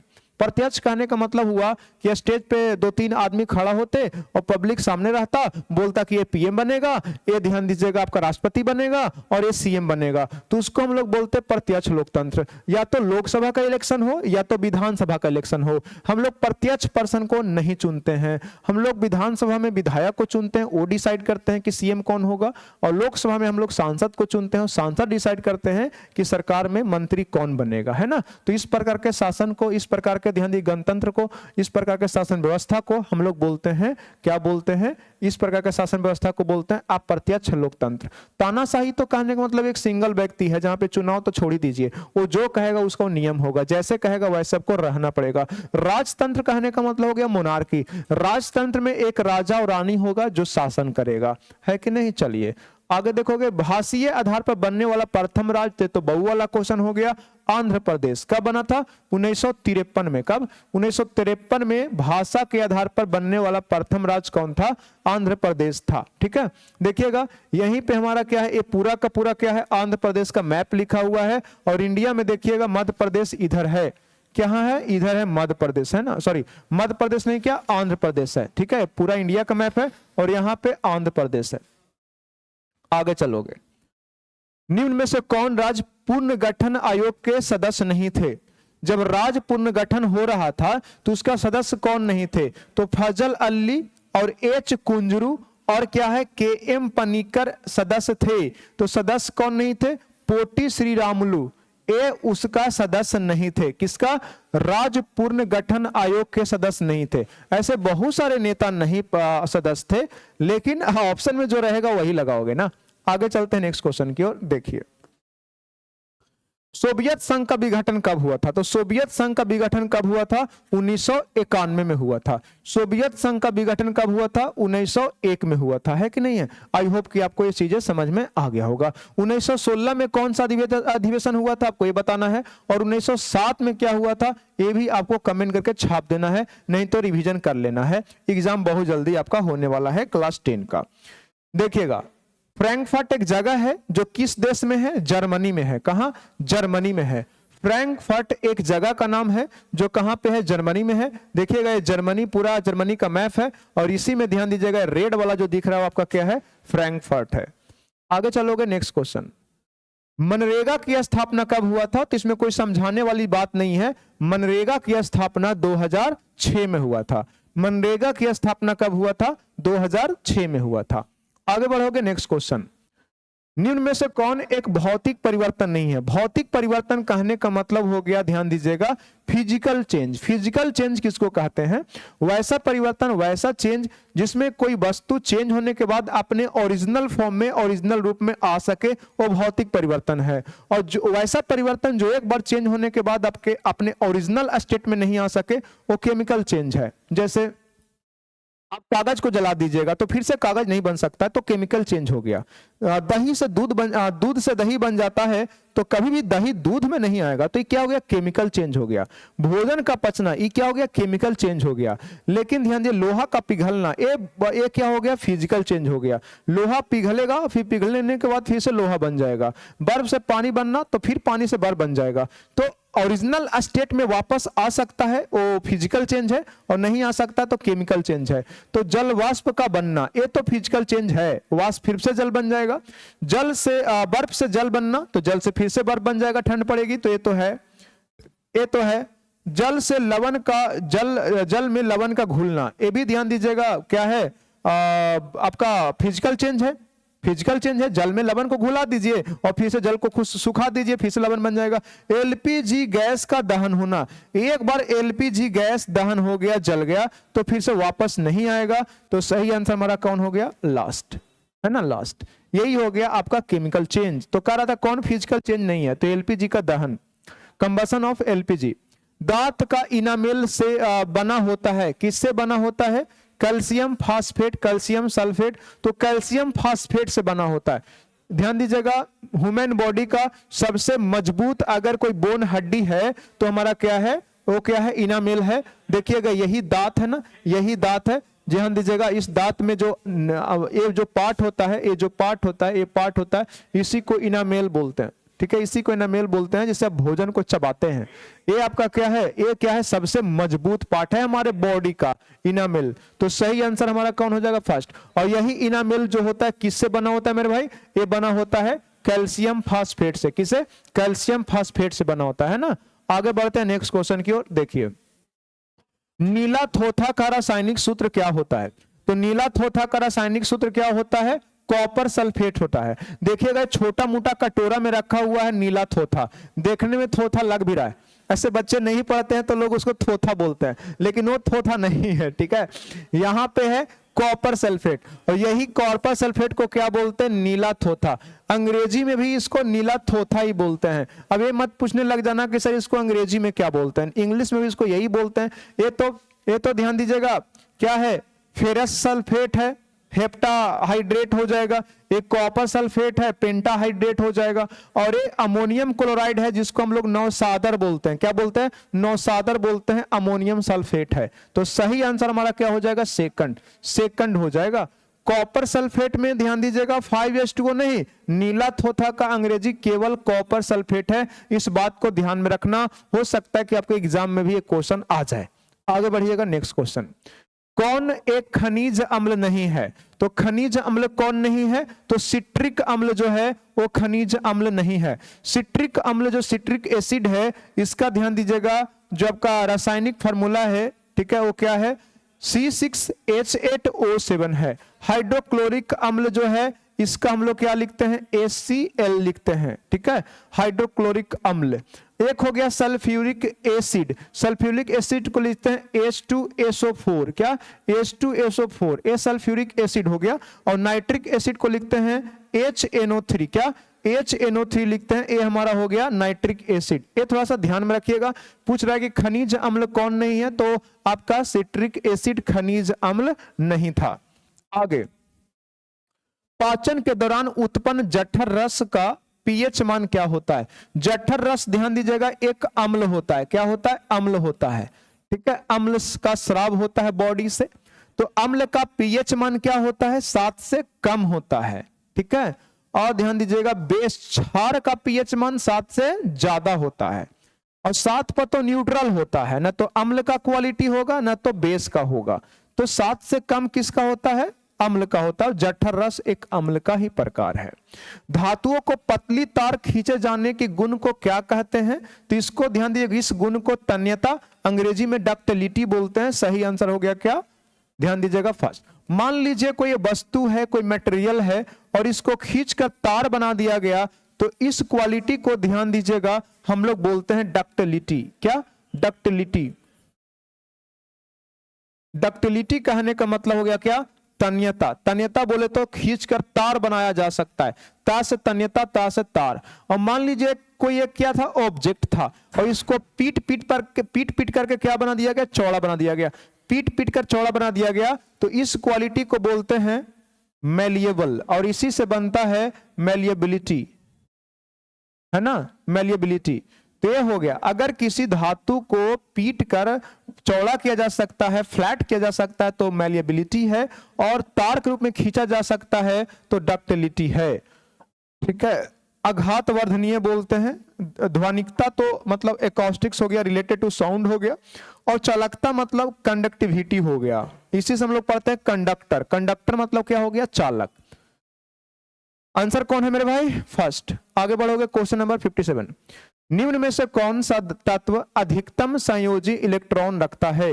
जिसको अंग्रेजी में हम लोग बोलते हैं, ध्यान दीजिएगा, वैलेंस इलेक्ट्रॉन। तो वैलेंस इलेक्ट्रॉन कहने मतलब है जो आउटर सेल में होता है, जो अंतिम कक्षा में होता है, उसी को हम लोग वैलेंस इलेक्ट्रॉन या क्या बोलते हैं, संयोजी इलेक्ट्रॉन बोलते हैं, वैलेंस इलेक्ट्रॉन बोलते हैं। तो सोडियम कितना होता है, 11 होता है। तो इसको कैसे हम लोग लिखेंगे, 2 8 1 लिखेंगे। तो इसका संयोजी इलेक्ट्रॉन कितना हो गया, 1 हो गया। इसको अल्युमिनियम कितना होता है, 13 होता है, क्या 13 होता है। तो 2 8 कितना लिखेंगे, 3। तो बताइएगा इसका आउटर सेल में कितना हो गया, 3। ठीक है। इस सिलिकॉन कितना होता है, 14। सिलिकॉन कितना होता है, 14। तो 2 8 कितना हो जाएगा, 4। 2 8 4 हो जाएगा। तो इसका संयोजी इलेक्ट्रॉन कितना हो गया, 4। अच्छा, ये हमारा क्या लिखा हुआ है मेरे भाई, पी। तो ध्यान दे, फास्फोरस कितना होता है, 15 होता है। तो 2 8 और कितना हो गया, 5। तो इसका संयोजी इलेक्ट्रॉन कितना हो गया मेरे भाई, 5 हो गया। इसका संयोजी इलेक्ट्रॉन 5 हो गया। तो कह रहा सबसे ज्यादा किसका था, तो फास्फोरस का ही तो था, फास्फोरस का ही तो था। और ध्यान दीजिए, इसके आगे सल्फर पूछता, क्या इसके आगे सल्फर पूछता। सल्फर का कितना होता है, 16 होता है। तो 2 8 क्या हो जाता है, 6। तो इसका संयोजी इलेक्ट्रॉन कितना होता है, 6। लेकिन ऑप्शन में सल्फर नहीं है, तो सही आंसर हमारा क्या हो जाएगा, फास्फोरस हो जाएगा, बोले तो पी हो जाएगा। समझ में आया कि नहीं, आज के बाद तुम गलती नहीं करोगे। चलते हैं नेक्स्ट क्वेश्चन। आधुनिक आवर्त सरणी में कितने आवर्त हैं, तो आधुनिक आवर्त सारणी में कितने आवर्त हैं, 7 हैं। ध्यान दीजिएगा, जो आपका हॉरिजॉन्टल होता है लेफ्ट टू राइट, उसको आवर्त बोलते हैं। 1 2 1 देखिएगा, 1 2 3 4 5 6 और क्या हो गया, 7। इसको हम लोग आवर्त बोलते हैं। और जो वर्टिकल होता है उसको हम लोग समूह बोले तो कॉलम बोलते हैं। ठीक है, देखोगे ग्रुप हो गया, एक ग्रुप है एक ग्रुप है। तो ये कितना होता है बताओ, 1 2 3 4 5 6 7 8 9 10 11 12 13 14 15 16 17 18 होता है। तो समूह 18 होता है और आवर्त कितना होता है, 7 होता है। तो लेफ्ट टू राइट वाले को बोलते हैं आवर्त, और ध्यान दीजिएगा ऊपर से नीचे को क्या बोलते हैं, समूह बोलते हैं। तो एक क्वेश्चन में पूछ रहा था कि आधुनिक आवर्त सरणी में कितने आवर्त हैं, तो 7। और अगर समूह बोलता तो समूह कितने होते हैं, 18 होते हैं। आई होप कि आपको समझ में आ गया होगा। मेंडलीफ के आवर्त नियम के अनुसार तत्वों को आवर्त सरणी में किस क्रम में व्यवस्थित किया गया है, परमाणु क्रम के घटते क्रम में, परमाणु क्रम के बढ़ते क्रम में, परमाणु भार के बढ़ते क्रम में। तो परमाणु भार के बढ़ते क्रम में ध्यान दीजिएगा, मेटल को क्या किया गया है, मेटल को क्या किया गया है, तत्वों को क्या किया गया है, अरेंज किया गया है, अरेंज किया गया है, क्रम में व्यवस्थित किया गया है। तो याद रखना, परमाणु संख्या नहीं बल्कि भार के बढ़ते क्रम में रखा गया है। सही आंसर हमारा क्या हो जाएगा, 3rd।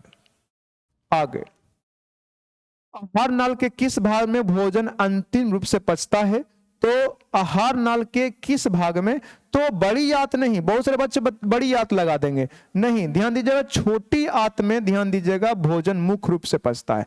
किसमें, छोटी आंत में, स्मॉल इंटेस्टाइन में मूल रूप से पचता है। ठीक है, ये देखोगे आपका बड़ी आंत है और यहां पे ध्यान दीजिएगा एक क्या है, छोटी आंत है।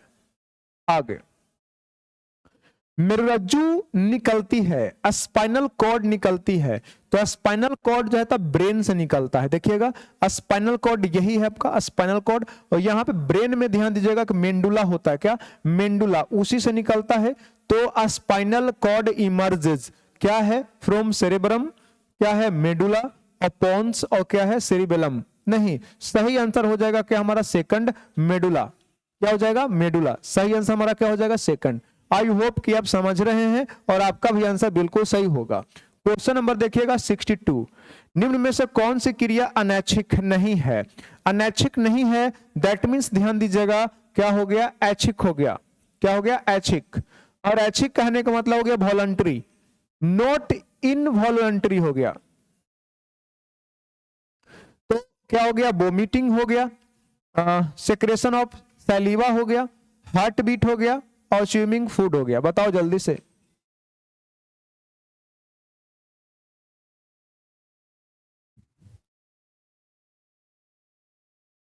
जल्दी से कमेंट कर बताइए।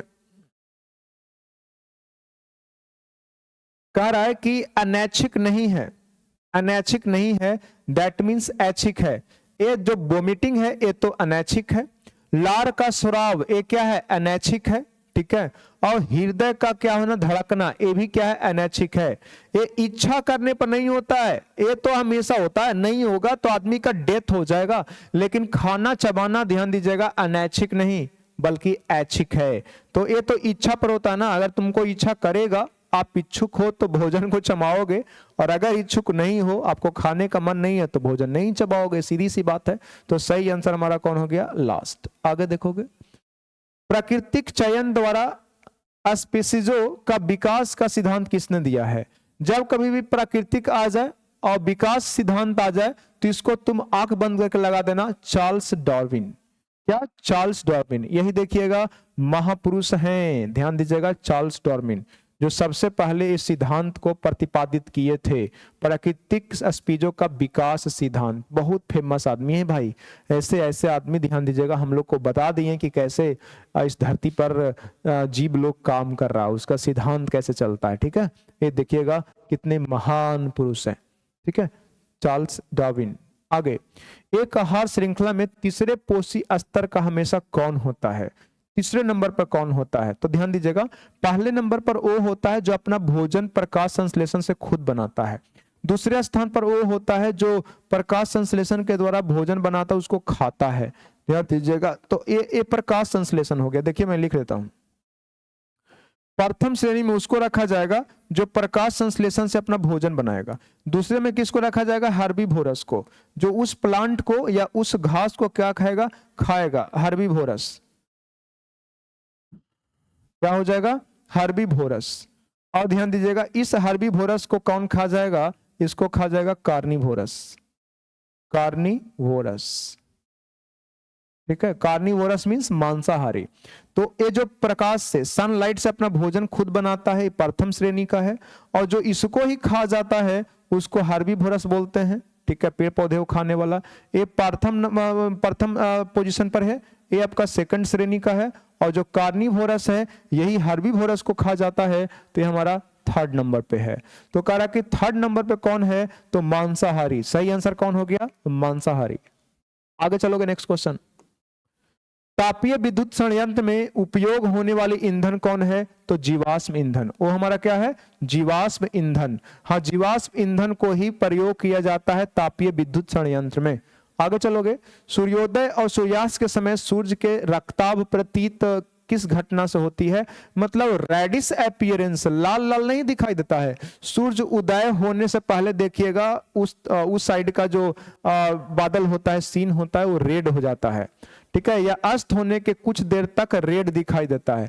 जैसे कि ये देखिएगा, ये आपका क्या है, सूर्योदय, यहां से सूर्य निकल रहा है तो यहाँ पे आपको रेडिश दिखाई दे रहा होगा। सूर्य अस्त हो चुका है फिर भी देखिएगा आपको रेडिश दिखाई दे रहा होगा। तो इस किस घटना के कारण होता है, किस घटना के कारण होता है, तो प्रकाश विक्षेपण, डिस्पर्सन ऑफ लाइट नहीं। डिस्पर्सन ऑफ लाइट में तो एक व्हाइट लाइट जो होता है प्रिज्म से या किसी वस्तु से गुजरने के बाद 7 रंग में बट जाता है, तो 7 रंग में बट जाता है, उसको डिस्पर्सन बोलते हैं। और ये इवेंट खास करके प्रिज्म से गुजरने के बाद होता है। ध्यान दीजिएगा, स्कैटरिंग ऑफ लाइट, हाँ यही सही आंसर होगा। स्कैटरिंग ऑफ लाइट मतलब लाइट को छितराने से क्या होता है, छितराने से ही रेडिश अपीयरेंस हम लोग को दिखाई देता है। प्रकीर्णन जिसको बोलते हैं, प्रकाश का प्रकीर्णन। आगे बढ़ोगे, नेक्स्ट क्वेश्चन, अंतरिक्ष से आसमान किस रंग का प्रतीत होता है, किस कलर का स्काई अपीयर होता है, कहां से, स्पेस से, अंतरिक्ष से। तो बहुत सारे बच्चे इसका आंसर जानते हैं, क्या लगा देंगे, नीला लगा देंगे, जो कि गलत हो जाएगा। ध्यान दीजिएगा, अंतरिक्ष से या आसमान से पृथ्वी नीला दिखता है, लेकिन ब्रह्मांड जो है, ध्यान दीजिएगा, आसमान जो है वो ब्लैक दिखता है। हुआ ना गलत। आप लोग कमेंट करके बताना कि क्वेश्चन नंबर 67 कितने लोग का सही है, कितने लोग का सही है। ध्यान दीजिएगा, आसमान से, अंतरिक्ष से पृथ्वी नीला दिखाई देता है, पृथ्वी नीला दिखाई देता है पानी के कारण, यहाँ पे पेड़ पौधे हैं उसके कारण, लेकिन अंतरिक्ष काला दिखाई देता है भाई। आगे, विद्युत फ्यूज किस सिद्धांत पे कार्य करता है? तापीय प्रभाव, दाब प्रभाव, चुंबकीय प्रभाव, ध्वनि प्रभाव। तो सही आंसर हो गया थर्मल इफेक्ट। क्या? Thermal effect. ध्यान दीजिएगा, फ्यूज किस प्रभाव पे काम करता है? तो थर्मल इफेक्ट पे। जब ज्यादा मात्रा में हम लोग धारा प्रवाह करते हैं तार से, वायर से, तो क्या होता है? वो गर्म हो जाता है, और जब गर्म होता है तो फिलामेंट गर्म होकर जल जाता है, टूट जाता है। ठीक है, तो आप ज्यादा उसमें नहीं दे सकते हैं करंट। तो तापीय प्रभाव पर, थर्मल इफेक्ट प्रभाव पे काम करता है कौन? विद्युत का फ्यूज। विद्युत का फ्यूज। आप ज्यादा करंट दीजिएगा तो वो सह नहीं पाएगा और गर्म होकर जल जाएगा, टूट जाएगा। ठीक है, आगे चलोगे। और इसीलिए फ्यूज का प्रयोग होता है। यांत्रिक ऊर्जा को विद्युत ऊर्जा में कौन परिवर्तित करता है? ये तो बहु वाला क्वेश्चन है, सबको पता होगा। तो यांत्रिक ऊर्जा को विद्युत ऊर्जा में चेंज करता है या तो, ध्यान दीजिएगा, जनरेटर या तो डायनेमो। ठीक है, विद्युत इलेक्ट्रिक जनरेटर। देखिएगा, ये इलेक्ट्रिक जनरेटर है, ये तो आप यूज करते होंगे, शादी विवाह में भी लोग यूज करता है। ठीक है या किसी का मिल चलता है, आटा चक्की चलता है, तो वहां पे भी अब इलेक्ट्रिक जनरेटर यूज करता होगा, है कि नहीं है? ठीक है, इलेक्ट्रिक जनरेटर यांत्रिक ऊर्जा को क्या करता है? यांत्रिक ऊर्जा को विद्युत ऊर्जा में क्या करता है? चेंज करता है। इसको चलाओगे तो इससे क्या निकलता है? बिजली निकलता है ना, बिजली निकलता है। चलिए, पहले का सिनेमा हॉल इसे चलता था, इसमें ध्यान दीजिएगा, ये घूमते रहता है, पेट्रोल, इसमें आपका डीजल तेल लगेगा, ये चलेगा, फिर ये आपका करंट प्रोड्यूस करेगा। ये देखिएगा डायनेमो है, पहले का ध्यान दीजिएगा डायनेमो ऐसे होता था, अब का डायनेमो ध्यान दीजिएगा इस प्रकार का है। ठीक है, तो मान लीजिए कि ये डायनेमो है, या मान लीजिए क्या इलेक्ट्रिक क्या है? इलेक्ट्रिक जनरेटर है। तो इलेक्ट्रिक जनरेटर से, या ध्यान दीजिएगा डायनेमो से। डायनेमो कहाँ लगा होता है? ध्यान दीजिएगा, डैम पे लगा होता है, जहां से पानी गिरता है तो ये घूमता है, और घूमने से ध्यान दीजिए यांत्रिक ऊर्जा रहता है, तो यांत्रिक ऊर्जा विद्युत ऊर्जा में चेंज कर देता है। तो यांत्रिक ऊर्जा को विद्युत ऊर्जा में चेंज करता है कौन? Electric generator. कौन? Electric generator. विद्युत मोटर तो नहीं होगा, विद्युत मोटर नहीं होगा। विद्युत मोटर तो इलेक्ट्रिक ऊर्जा को, विद्युत ऊर्जा को यांत्रिक ऊर्जा में चेंज करता है। माइक्रोफोन क्या करता है? तो माइक्रोफोन जो होता है ध्वनि ऊर्जा को विद्युत ऊर्जा में चेंज करता है। और सोलर जो होता है, सोलर सेल जो होता है, सोलर सेल जो होता है सौर ऊर्जा को विद्युत ऊर्जा में चेंज करता है। तो सही आंसर हमारा कौन हो जाएगा? फर्स्ट हो जाएगा। आगे देखिएगा नेक्स्ट क्वेश्चन। धातु के तार के विद्युत प्रतिरोधकता निर्भर नहीं करती है तार की क्या चीज पे? तो ध्यान दीजिएगा, जो प्रतिरोध होता है किसी भी तार में, किसी भी धातु में, वो प्रतिरोध रेजिस्टेंस जो होता है लंबाई पे निर्भर करता है। लंबाई पे निर्भर करता है, अनुप्रस्थ काट का क्षेत्रफल पर निर्भर करता है, प्रकृति पे भी निर्भर करता है कि वो मेटल किस प्रकार का है। जैसे ध्यान दीजिएगा, चांदी में प्रतिरोध बहुत कम होता है, कॉपर बहुत कम होता है, लेकिन और दूसरा मेटल लोगे तो उसमें प्रतिरोध बहुत ही ज्यादा होता है। तो प्रकृति पर डिपेंड करता है, अनुप्रस्थ काट के क्षेत्रफल पर डिपेंड करता है, क्रॉस सेक्शनल एरिया पे, लंबाई पे भी ध्यान दीजिएगा डिपेंड करता है, शेप पे डिपेंड नहीं करता है। तो सही आंसर हमारा कौन हो जाएगा? थर्ड हो जाएगा। आगे देखोगे, रीजनिंग में आते हैं। जर्मनी, फ्रांस, इटली और क्या है? कनाडा। जर्मनी, इटली और क्या है? फ्रांस और कनाडा। ये तीनों जो है, ये तीनों जो है कहाँ है? यूरोप में है। कहाँ? यूरोप में है, यूरोप कंटिनेंट में है। जबकि कनाडा जो है नॉर्थ अमेरिका में है। कहाँ? नॉर्थ अमेरिका में है। ये नॉर्थ अमेरिका में है भाई। कहाँ है? ये नॉर्थ अमेरिका में है। तो कह रहा कि और चुनिए, भिन्न चुनिए। जब ऐसा क्वेश्चन आ जाए तो भिन्न चुनना होता है। तो जर्मनी, इटली और फ्रांस एक जैसा है, तो आंसर हो गया कौन? कनाडा। आगे देखोगे, मुखिया, सरपंच, पंचायत सचिव और क्या हो गया? वार्ड सदस्य। तो मुखिया जो है इसको जनता चुनता है, सरपंच को भी जनता चुनता है, वार्ड सदस्य को भी जनता चुनता है, इसमें वोटिंग होता है। लेकिन पंचायत सचिव को सरकार चुनता है। ये ध्यान दीजिएगा, गवर्नमेंट के द्वारा इंप्लॉय किया जाता है। तो सही आंसर हो जाएगा कौन? थर्ड। ठीक है, पंचायत सचिव। आप एक देखे होंगे वेब सीरीज पंचायत, उसमें सचिव जी का नाम आप सुने होंगे, है ना? सचिव जी। ठीक है, वो एग्जाम पास करके आते हैं, वो सचिव जी होते हैं। जबकि मुखिया, सरपंच, वार्ड सदस्य को जनता चुनता है। आगे बढ़ोगे, 45 और 15 30 है, हमको लगता है घटा कर लिखा है। चलिए, प्लस तो लिखा लेकिन घटा कर लिखा है। 17 में से 7 गया तो 10 जोड़ लिखा है लेकिन घटाया है, रीजनिंग है। और 52 में से 25 जाएगा तो कितना हो गया? 27। तो सही आंसर क्या हो गया? सेकंड। रीजनिंग में कुछ भी कर सकता है बाबू। बहुत सारे बच्चे 10 में होंगे तो ये सोच रहे होंगे कि सर गलती बता दिए, प्लस लिखा हुआ है माइनस, तो 45 और 15 से 30 करा है, इसका मतलब है कि वो लॉजिक लगाया है, वो प्लस को क्या मान रहा है, माइनस मान रहा है। तो हम भी माइनस मान लिए। कैसे? दो दो दिया हुआ है, 45 15 30 होता नहीं है, जोड़ेंगे तो कितना 60 हो जाएगा, लेकिन 30 लिखा है, इसका मतलब है कि 15 जोड़ा नहीं है, घटा दिया है। आगे, यदि महीने का चौथा दिन क्या है, शनिवार है, तो 22वां दिन क्या होगा। तो चौथा दिन क्या है, शनिवार है, चौथा दिन, तो कह रहा है कि 22वां दिन क्या होगा। तो यहां से यहां के बीच में कितने दिन का गैप है, मुझे बताओ। 18 दिन का। तो 18 दिन का गैप है तो इसको 7 से भाग लगा दो। तो 7 से भाग लगा दिए तो 7 दूनी 14, तो रिमाइंडर कितना बचा, 4। रिमाइंडर कितना बचा, 4। ठीक है, रिमाइंडर 4 बचा। और बताओगे चौथे दिन क्या था, सैटरडे। क्या था, सैटरडे। और इसमें आप 4 दिन जोड़ दीजिए, इसमें आप 4 दिन जोड़ दीजिए, तो बताइएगा कौन सा दिन आपको मिलेगा। सैटरडे में 4 दिन जोड़ देंगे तो ध्यान दीजिएगा, संडे, मंडे, ट्यूसडे, वेंसडे, क्या मिलेगा, हाँ मिलेगा वेंसडे। बोले तो बुधवार। आपको दिखाई दे रहा है कि नहीं, बुधवार, तो सही आंसर हो जाएगा सेकंड।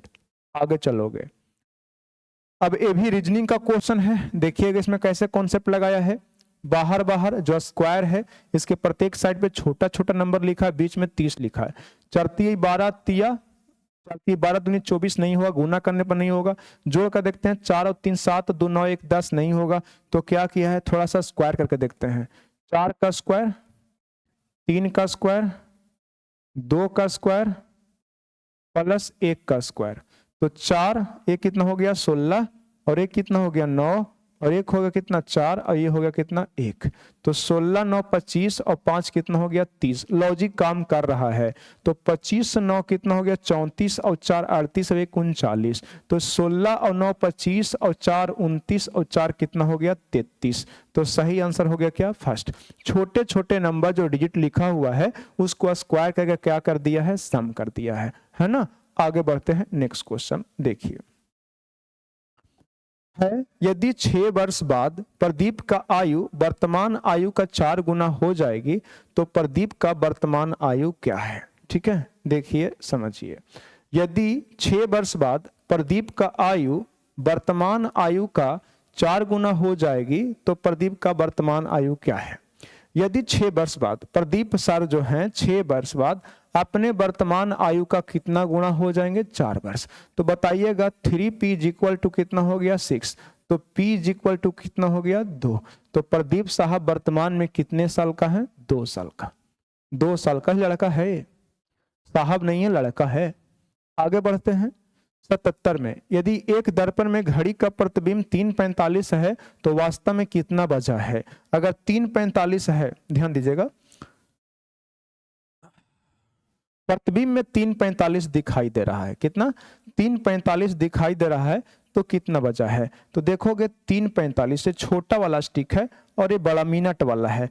तो 3:45 से क्या है, प्रतिबिंब है, ये हमारा क्या है, मिरर लगा हुआ है। ठीक है, ये हमारा क्या है, मिरर लगा हुआ है, इधर से मिरर लगा हुआ है, और ये ओरिजिनल घड़ी है, और इसमें बज रहा है 3 बज के कितना 45 मिनट। तो देखिएगा ये जो आपका है, ये जो यहाँ पे है, ये जो घंटा वाला स्टिक है, ये जो घंटा वाला स्टिक है, यही हमारा घंटा वाला स्टिक यहाँ आ जाएगा, घंटा वाला स्टिक हो गया। ठीक है, और ये हमारा क्या हो गया, मिनट वाला। तो मिनट वाला हमारा कहाँ जाएगा, 3 पे आ जाएगा। कहने का मतलब है 8:15 हो रहा है। लेकिन मान लीजिए कि इस प्रकार का आपको बता दिए फोटो से, तब ना आप इसको कैसे बनाओगे तो उसको थोड़ा सा देखिए।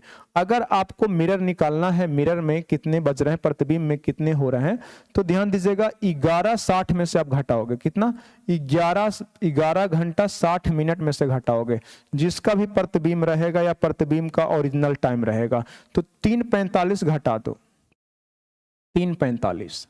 ठीक है, तो ये हो गया 15, और 11 में से 3 गया तो कितना 8:15 हो रहा है वास्तविक टाइम। तो घटाएंगे कितना 11:60 से। यही अगर वाटर इमेज कहेगा, क्या वाटर इमेज या तो मिरर इमेज हो गया। ये 11:60 में से कब घटाते हैं, जब मिरर इमेज की बात करते हैं, किसका, जब मिरर इमेज की बात करते हैं। जब मिरर इमेज की बात करते हैं तो हम लोग ऐसे घटाते हैं। जब वाटर इमेज की बात करेंगे, वाटर इमेज की बात करेंगे, तो वाटर इमेज में 23 60 में से घटाते हैं, ठीक है, 23 60 में से घटाते हैं, वही हमारा आंसर आता है। 12 घंटा नहीं करेंगे, ये 12 घंटा ही लिखा हुआ है लेकिन 12 नहीं लिखकर 11 60 लिखते हैं। ये 24 लिखा हुआ है लेकिन 24 नहीं लिखकर 13 60 लिखते हैं। तो वाटर इमेज में 23 60 में से घटाएंगे और मिरर इमेज बनता है तो हम लोग 11 60 में से घटाएंगे। आगे कह रहा है कि इसमें कितने ट्रायंगल हैं, तो कितने ट्रायंगल हैं आप काउंट करना। देखिएगा जब कभी भी ऐसे रहता है तो आप इतनी सी बात बता दो कि इसमें कितने ट्रायंगल हैं। तो इसमें 1 और 2 लिख दो और 1 2 को आपस में क्या कर दो, जोड़ दो, तो 3 ट्रायंगल हो गया। कितना, 3। तो देखिएगा बढ़िया से मेरे भाई, यहां से यहां गए तो इसमें कितना मिला है, 3। अगर ध्यान दीजिएगा यहां से यहां गए तो इसमें कितना मिला, 3। और यहां से ध्यान दीजिएगा यहां गए तो इसमें भी कितना मिला, 3। तो बताओगे कितना हो गया टोटल, 9। कितना हो गया, 9। अब मुझे इतनी सी बात बताइए कि अब ए वाला भी तो लेना है, एक ए लेते हैं और एक ए लेते हैं, ए वाला देखो और एक ए वाला। अब चूंकि सिमेट्रिकल है तो इस बेस पे 2 मिला है, एक ऐसे एक ऐसे, तो प्रत्येक बेस पे तो 2 मिलेगा, यहां पे भी तो 2 मिलेगा, एक ऐसे और एक ऐसे। तो सिमेट्रिकल है तो 6 ऐसे जोड़ दिए, 6 ऐसे जोड़ दिए तो 9 6 कितना हो गया, 15। और एक ए वाला भी तो होगा पूरा बड़ा वाला भी तो एक लेंगे, तो 9 6 15 और एक कितना हो गया, 16। 16 ट्रायंगल्स इसमें टोटल होंगे। आप कैसे काउंट करते हैं, आप काउंट करके बताइएगा। चलते हैं नेक्स्ट क्वेश्चन में। कह रहा है कि ब्रिक है, मूत्र नली है, मूत्र मार्ग है और मूत्राशय है का सही क्रम क्या होगा। इंग्लिश में पढ़ते हैं किडनी है, यूरेटर है, यूरेथ्रा है और ब्लाडर है। तो देखिएगा एक कैसे कनेक्ट होता है, सीक्वेंस क्या होता है। सबसे पहले क्या होता है, किडनी। क्या, किडनी। किडनी से फिल्टर होकर ध्यान दीजिएगा ऐसे यूरेटर से, यूरेटर मूत्र नली जिसको बोलते हैं, क्या, मूत्र नली, इससे ब्लाडर में आके जमा होता है। ब्लाडर में आके ध्यान दीजिएगा जमा होता है, ये अवशिष्ट ब्लाडर में जमा होता है। और ब्लाडर में जब जमा हो जाता है, पूरा फूल हो जाता है, तो ध्यान दीजिएगा आपको वॉशरूम जाते हैं तो ओ किससे होता है, मूत्राशय से बाहर निकलता है, जिसको हम लोग क्या बोलते हैं, यूरेथ्रा। क्या बोलते हैं, यूरेथ्रा। तो सबसे पहले हम लोग ध्यान दीजिएगा क्या हो गया, किडनी। तो किडनी किस में है, 1 में। उसके बाद क्या हो गया, यूरेटर। यूरेटर मींस क्या हो गया, यूरेटर मींस क्या हो गया, मूत्र नली। तो मूत्र नली कहाँ है, 2 में। उसके बाद क्या हो गया, ब्लाडर में जमा होगा, तो ब्लाडर में जमा हो गया तो क्या हो गया, ब्लाडर 4 में है। फिर उसके बाद मूत्राशय से बाहर निकलेगा, बोले तो ध्यान दीजिए यूरेथ्रा से बाहर निकलेगा। तो सही आंसर हमारा क्या हो गया, लास्ट हो गया। क्या सही आंसर लास्ट हो गया। क्या, अगर आप नहीं समझे हैं तो इस फोटो, इस पिक्चर के माध्यम से देख लीजिएगा, आपको 110% समझ में आ जाएगा। आगे बढ़ोगे क्वेश्चन नंबर 80 में। अंग्रेजी वर्णमाला, अंग्रेजी वर्णमाला में पी के दाईं ओर 5वां अक्षर कौन है, पी के दाईं ओर। तो पी का पोजीशन क्या होता है, 16। पी का पोजीशन क्या होता है, 16। इसमें दाईं ओर 5वां कौन है, तो 5 जोड़ दीजिए, कितना हो गया, 21। और 21वां किसका पोजीशन है, यू का। किसका, यू का। तो सही आंसर हमारा कौन हो गया, 3rd। सही आंसर क्या हो गया, 3rd हो गया। क्या होगा, यू होगा, है कि नहीं, यू। आगे बढ़ते हैं नेक्स्ट क्वेश्चन में। देखो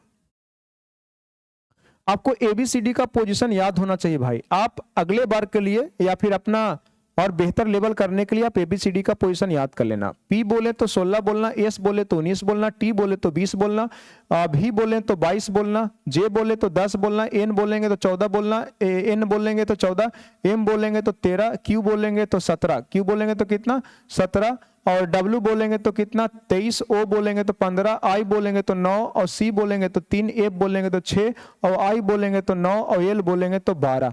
ऐसे आपको याद होना चाहिए, ठीक है, ऐसे आपको याद होना चाहिए।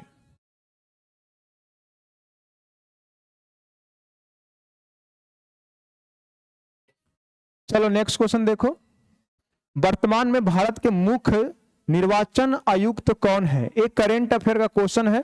मैं आपको बोला था कि करेंट अफेयर का भी 10 क्वेश्चन रहेगा। थोड़ा सा करेंट अफेयर से रूबरू होते रहिएगा, क्योंकि रहोगे तो थोड़ा सा आपको अच्छा लगेगा कि चलिए देश विदेश में क्या घटित हो रहा है वो मुझे पता चल रहा है। तो वर्तमान में मुख्य निर्वाचन आयुक्त कौन है, इलेक्शन कमिश्नर कौन है, तो ये है राजीव कुमार। देखिएगा यही हमारा राजीव सर है, राजीव कुमार, ठीक है। वर्तमान में क्या है, वर्तमान में इलेक्शन कमिश्नर हैं। भारत के वर्तमान लोकपाल के अध्यक्ष कौन है, तो लोकपाल के अध्यक्ष कौन है, तो लोकपाल के अध्यक्ष देखिएगा यहीं पे दिख रहा है, ये सर का नाम है। और ये हमारे कौन है, प्रदीप कुमार मोहंती। प्रदीप कुमार मोहंती हैं, लोकपाल के अध्यक्ष हैं। आगे बढ़ोगे, नेक्स्ट क्वेश्चन, ब्रिक्स का मुख्यालय कहाँ है? देखिए कितना अच्छा मैं फोटो पिक्चर लिया हूं, ठीक है। ब्रिक्स, एस मीन्स क्या होता है, South Africa, C means China, I means India, और आर मीन्स रसिया, और बी मीन्स क्या होता है, ब्राजील। आपसे भी पूछ सकता है कि ब्रिक्स में कितने कंट्री होते हैं, तो कितने, 5, ब्राजील, रसिया, इंडिया, चाइना, और क्या है हमारा, साउथ अफ्रीका। इसका मुख्यालय कहाँ है, संघाई में है। इसका मुख्यालय कहाँ है, संघाई में है। ये 5 देश का क्या है, संगठन है। भारत में पहला वेटलैंड शहर किसको बनाया गया, उदयपुर को। भारत में पहला वेटलैंड शहर कौन सा है, तो ये हमारा कौन है, उदयपुर है। आगे चलते हैं, नेक्स्ट, हाल ही में राजस्थान के नए मुख्यमंत्री कौन बने हैं? आप न्यूज देखते हैं कि नहीं, ध्यान दीजिएगा, न्यूज देखते हैं कि नहीं। हाल ही में राजस्थान के नए मुख्यमंत्री बीजेपी के बने हैं, और ये हमारे कौन है, भज्जन लाल शर्मा है। ये कौन है, भज्जन लाल शर्मा है। आंसर हो गया कौन सा, 3rd। आगे बढ़ोगे, इजराइल हमास युद्ध बहुत चर्चा में रहा था। इजराइल हमास युद्ध जो है बहुत चर्चा में रहा था। इजराइल हमास युद्ध के दौरान इजराइल से भारतीयों का निकालने के लिए कौन सा ऑपरेशन चलाया गया था, तो अजय, ठीक है। इजराइल जो है बहुत भारी भरकम बम बारी कर रहा था, गोलीबारी कर रहा था, जिसमें मतलब बिल्डिंग में जितने भी लोग थे मारे जा रहे थे, मतलब शहर के शहर उजड़ गए थे, बहुत सारा बिल्डिंग ध्वस्त हो गया था। और उस बिल्डिंग में, उस जगह पे भारतीय लोग भी फंसे हुए थे। तो उस भारतीयों को वहां से निकालने के लिए, पैलेस्टीन से निकालने के लिए अजय ऑपरेशन चलाया गया था, और इसी ऑपरेशन के तहत सभी भारतीयों को सुरक्षित निकाला गया था। आगे, लेज के ब्रांड एम्बेसडर कौन है? तो लेज के ब्रांड एम्बेसडर देखिएगा, धोनी जी लेज खाते हुए प्रचार कर रहे हैं, लेज खाते हुए प्रचार कर रहे हैं। तो लेज का ब्रांड एम्बेसडर कौन है? महेंद्र सिंह धोनी है। महेंद्र सिंह कौन है? धोनी है, जो भारत के सबसे सफल कप्तान में माने जाते हैं, सबसे सफल कप्तान कहे जाते हैं, बोले जाते हैं, ठीक है। आगे, ऋतिक रोशन क्या है? बॉलीवुड के एक्टर हैं। मोहम्मद शमी जो 2023 का वर्ल्ड कप हुआ था उसमें सबसे ज्यादा विकेट टेकर हैं। सौरव गांगुली 2003 के वर्ल्ड कप में कैप्टन थे। आगे, वर्ल्ड कप 23 के प्लेयर ऑफ द टूर्नामेंट किसको चुना गया? तो प्लेयर ऑफ टूर्नामेंट किनको चुना गया? विराट कोहली को। देखिएगा, यही विराट कोहली का चमकता हुआ चेहरा है। दुर्भाग्यवश भारत मैच हार गया, फाइनल मैच वर्ल्ड कप हार गया 2023 का ऑस्ट्रेलिया से, ठीक है। लेकिन प्लेयर ऑफ द जो टूर्नामेंट थे, प्लेयर ऑफ द टूर्नामेंट थे, वो कौन थे? हमारा विराट कोहली थे। ग्लेन मैक्सवेल भी इस वर्ल्ड कप में बहुत अच्छा खेले थे, एक मैच में अपने दम पर पूरे मैच को जिता दिए थे, और इस हद तक जिताए कि फाइनल भी ऑस्ट्रेलिया ही ले गया। रोहित शर्मा मतलब अभी वर्तमान के इंडियन क्रिकेट टीम के क्या है? कैप्टन है। और ट्रेविस हेड यही वो पर्सन है जो 2020 वर्ल्ड कप का फाइनल मैच जिता दिया था सेंचुरी लगाकर, 137 शायद या 120 या 133। ट्रेविस हेड पूछ सकता है आपसे करंट अफेयर में कि ट्रेविस हेड किस कंट्री के हैं, तो ट्रेविस हेड कहाँ के हैं? ऑस्ट्रेलिया के हैं। आगे चलोगे, दूती चंद्र किस खेल से संबंधित है? तो दूती चंद्र देखिएगा, यहाँ पे आप देख के बता सकते हैं एक कौन सा खेल खेलती हैं। तो ये एथलीट हैं, और ये मतलब धावक हैं, क्या? रनर है। तो दूती चंद्र ध्यान दीजिएगा, रनर है। आपको ये चीज पता होना चाहिए कि कौन सा प्लेयर कौन सा गेम खेलते हैं, तो थोड़ा बहुत न्यूज सुना करो, पेपर पढ़ा करो, ठीक है। जैसे नीरज चोपड़ा क्या खेलते हैं? तो भाला फेंक हो गया, है ना, भाला फेंक। साक्षी मलिक आप सुने होंगे, मैरी कॉम सुने होंगे, है कि नहीं है? अभिनव बिंद्रा सुने होंगे। तो केवल तो आप क्रिकेट देखते हैं, विराट कोहली, रोहित शर्मा के बारे में जानते हैं, और तो कुछ जानते नहीं आप। तो पूरा खेल देखा कीजिए। हॉकी विश्व कप 2023 का विजेता टीम कौन है? तो जर्मनी है। हाँ, हॉकी विश्व कप 2023 का विजेता कौन है? जर्मनी है भाई, थोड़ा सा याद रखना। आगे चलते हैं, जर्मनी कौन सा महादेश में है? तो यूरोप महादेश में है। हिंदी है, निम्न में से कौन सा एक अर्धस्वर है? तो अर्धस्वर 2 होता है, या और क्या? वाह। या और क्या होता है? वाह। तो सही आंसर हमारा कौन हो गया? फर्स्ट। ए हमारा अर्धस्वर है।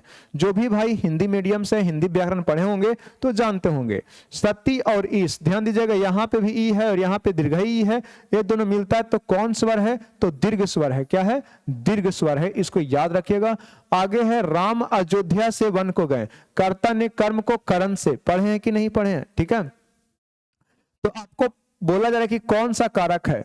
तो कर्ता ने कर्म को करण से, एक ध्यान दीजिएगा, ए से बन गए, अयोध्या से बन गए, इससे प्रेषण दर्शा रहा है। किसको? सेपरेशन।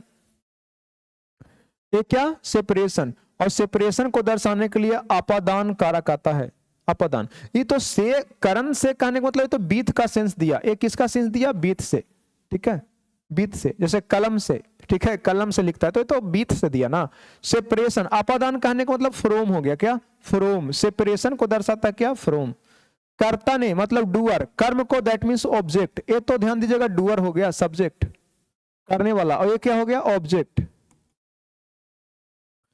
और बीत का मतलब हो गया करण, करण कारक। अपादान का मतलब क्या हो गया, सेपरेशन, ठीक है। तो ये हमारा आंसर हो गया क्या, कैट। आगे देखोगे, जो उचित समय पर ना हो, आचमन, ये तो कोई वर्ड ही नहीं है।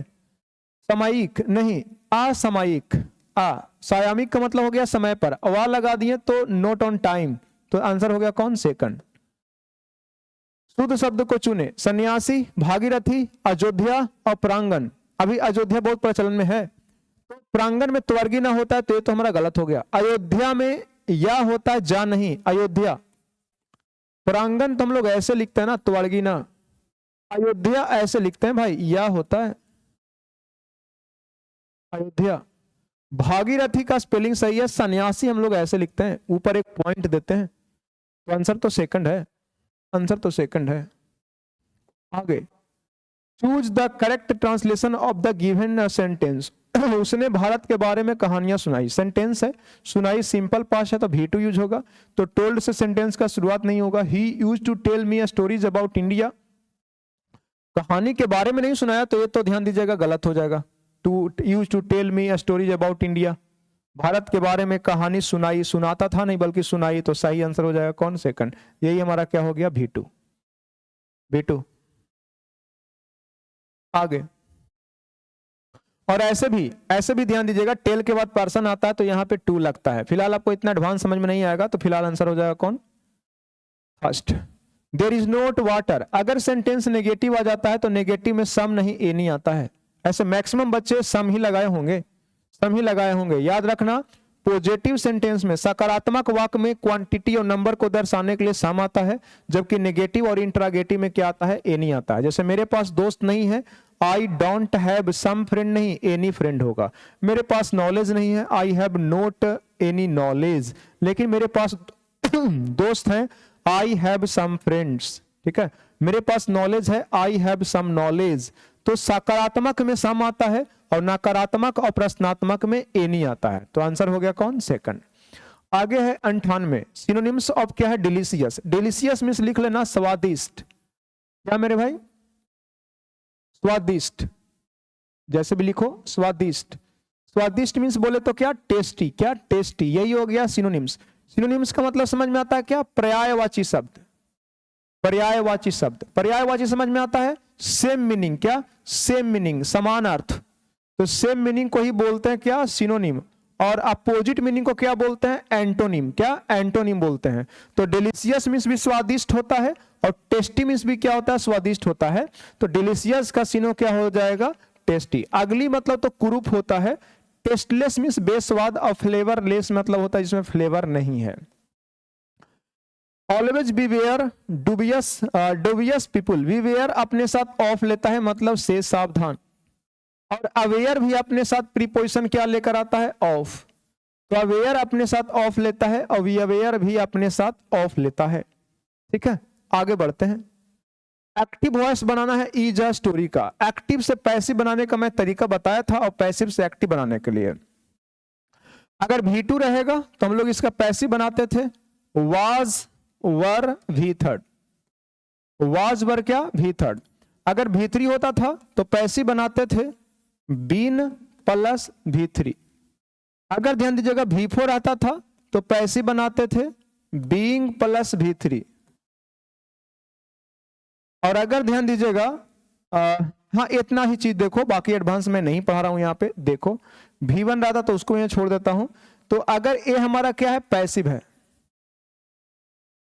और ये क्या है, एक्टिव है। ये एक्टिव है और ये हमारा क्या है, पैसिव है। तो ध्यान दीजिएगा, अगर एक्टिव से पैसिव बनाना है तो ऐसे, और पैसिव से एक्टिव बनाना है तो ऐसे, ठीक है। आप इस बात को थोड़ा सा समझना। अब देखिएगा ये पैसिव है, बी फॉर्म प्लस भी थर्ड क्या होता है, पैसिव होता है, बनाना क्या है, एक्टिव। तो बीइंग भी थर्ड है, बीइंग भी थर्ड है तो इसका बनाना है क्या, एक्टिव। तो बीइंग भी थर्ड है तो भी फोर होना चाहिए। देखो भी फोर का क्या होता है, बीइंग भी थर्ड, तो भी फोर, यहां पे भी फोर नहीं है, यहां पे भी फोर नहीं है, यहां पे भी फोर नहीं है, सही आंसर कौन हो जाएगा, लास्ट। सही आंसर क्या हो जाएगा, लास्ट। तो ए था क्लास 10 का सॉल्यूशन 100 क्वेश्चंस का, ठीक है, 100 क्वेश्चंस का सॉल्यूशन था। आप लोग बताइएगा, आप लोग कमेंट जरूर कीजिएगा कि आपका आउट ऑफ 100 कितना सही था, आपके गुरुजी कितना पढ़ाए हैं, आप कितना पढ़े हैं, आप कितना मेहनत किए हैं। अगर कम मार्क्स भी आएगा तो ज्यादा पैनिक नहीं होना, टेंशन नहीं लेना। बस एक ये देखने के लिए मैं स्किल टेस्ट करवाता हूँ, प्रतियोगिता लेता हूँ, करवाता हूँ कि आप कितना मेहनती हैं, आप कितना मेहनत कर रहे हैं और कितना मेहनत आपको करने की जरूरत है। 2 महीना बाद आपका एग्जाम होगा, फेब और मार्च, शायद मार्च फर्स्ट वीक ऑफ में ही आपका एग्जाम होगा। तो ज्यादा परेशान नहीं होना, चाहे जैसा भी आपका तैयारी है, बस यहाँ से सीरियस हो जाना यार। ये स्कोर देखने के बाद आप सीरियस हो जाना कि आपको 1 से 2 महीना कैसे पढ़ना है। अगर मेरा सोल्यूशन अच्छा लगा होगा, वीडियो अच्छा लगा होगा, अगर मैं सभी क्वेश्चन को अच्छा समझाया हूँ तो आप वीडियो को लाइक जरूर कीजिएगा और ज्यादा से ज्यादा बच्चों को शेयर कीजिएगा, ताकि उनको पता चले कि मुझे कितना पढ़ना चाहिए और हम कितना पढ़ रहे हैं। तो ठीक है, इस वीडियो में यहीं तक, फिर मैं जल्दी मिलता हूं आप लोग से स्किल टेस्ट का रिजल्ट के साथ 19 ऑफ जनवरी को। तब तक बाय, टेक केयर, जय हिंद।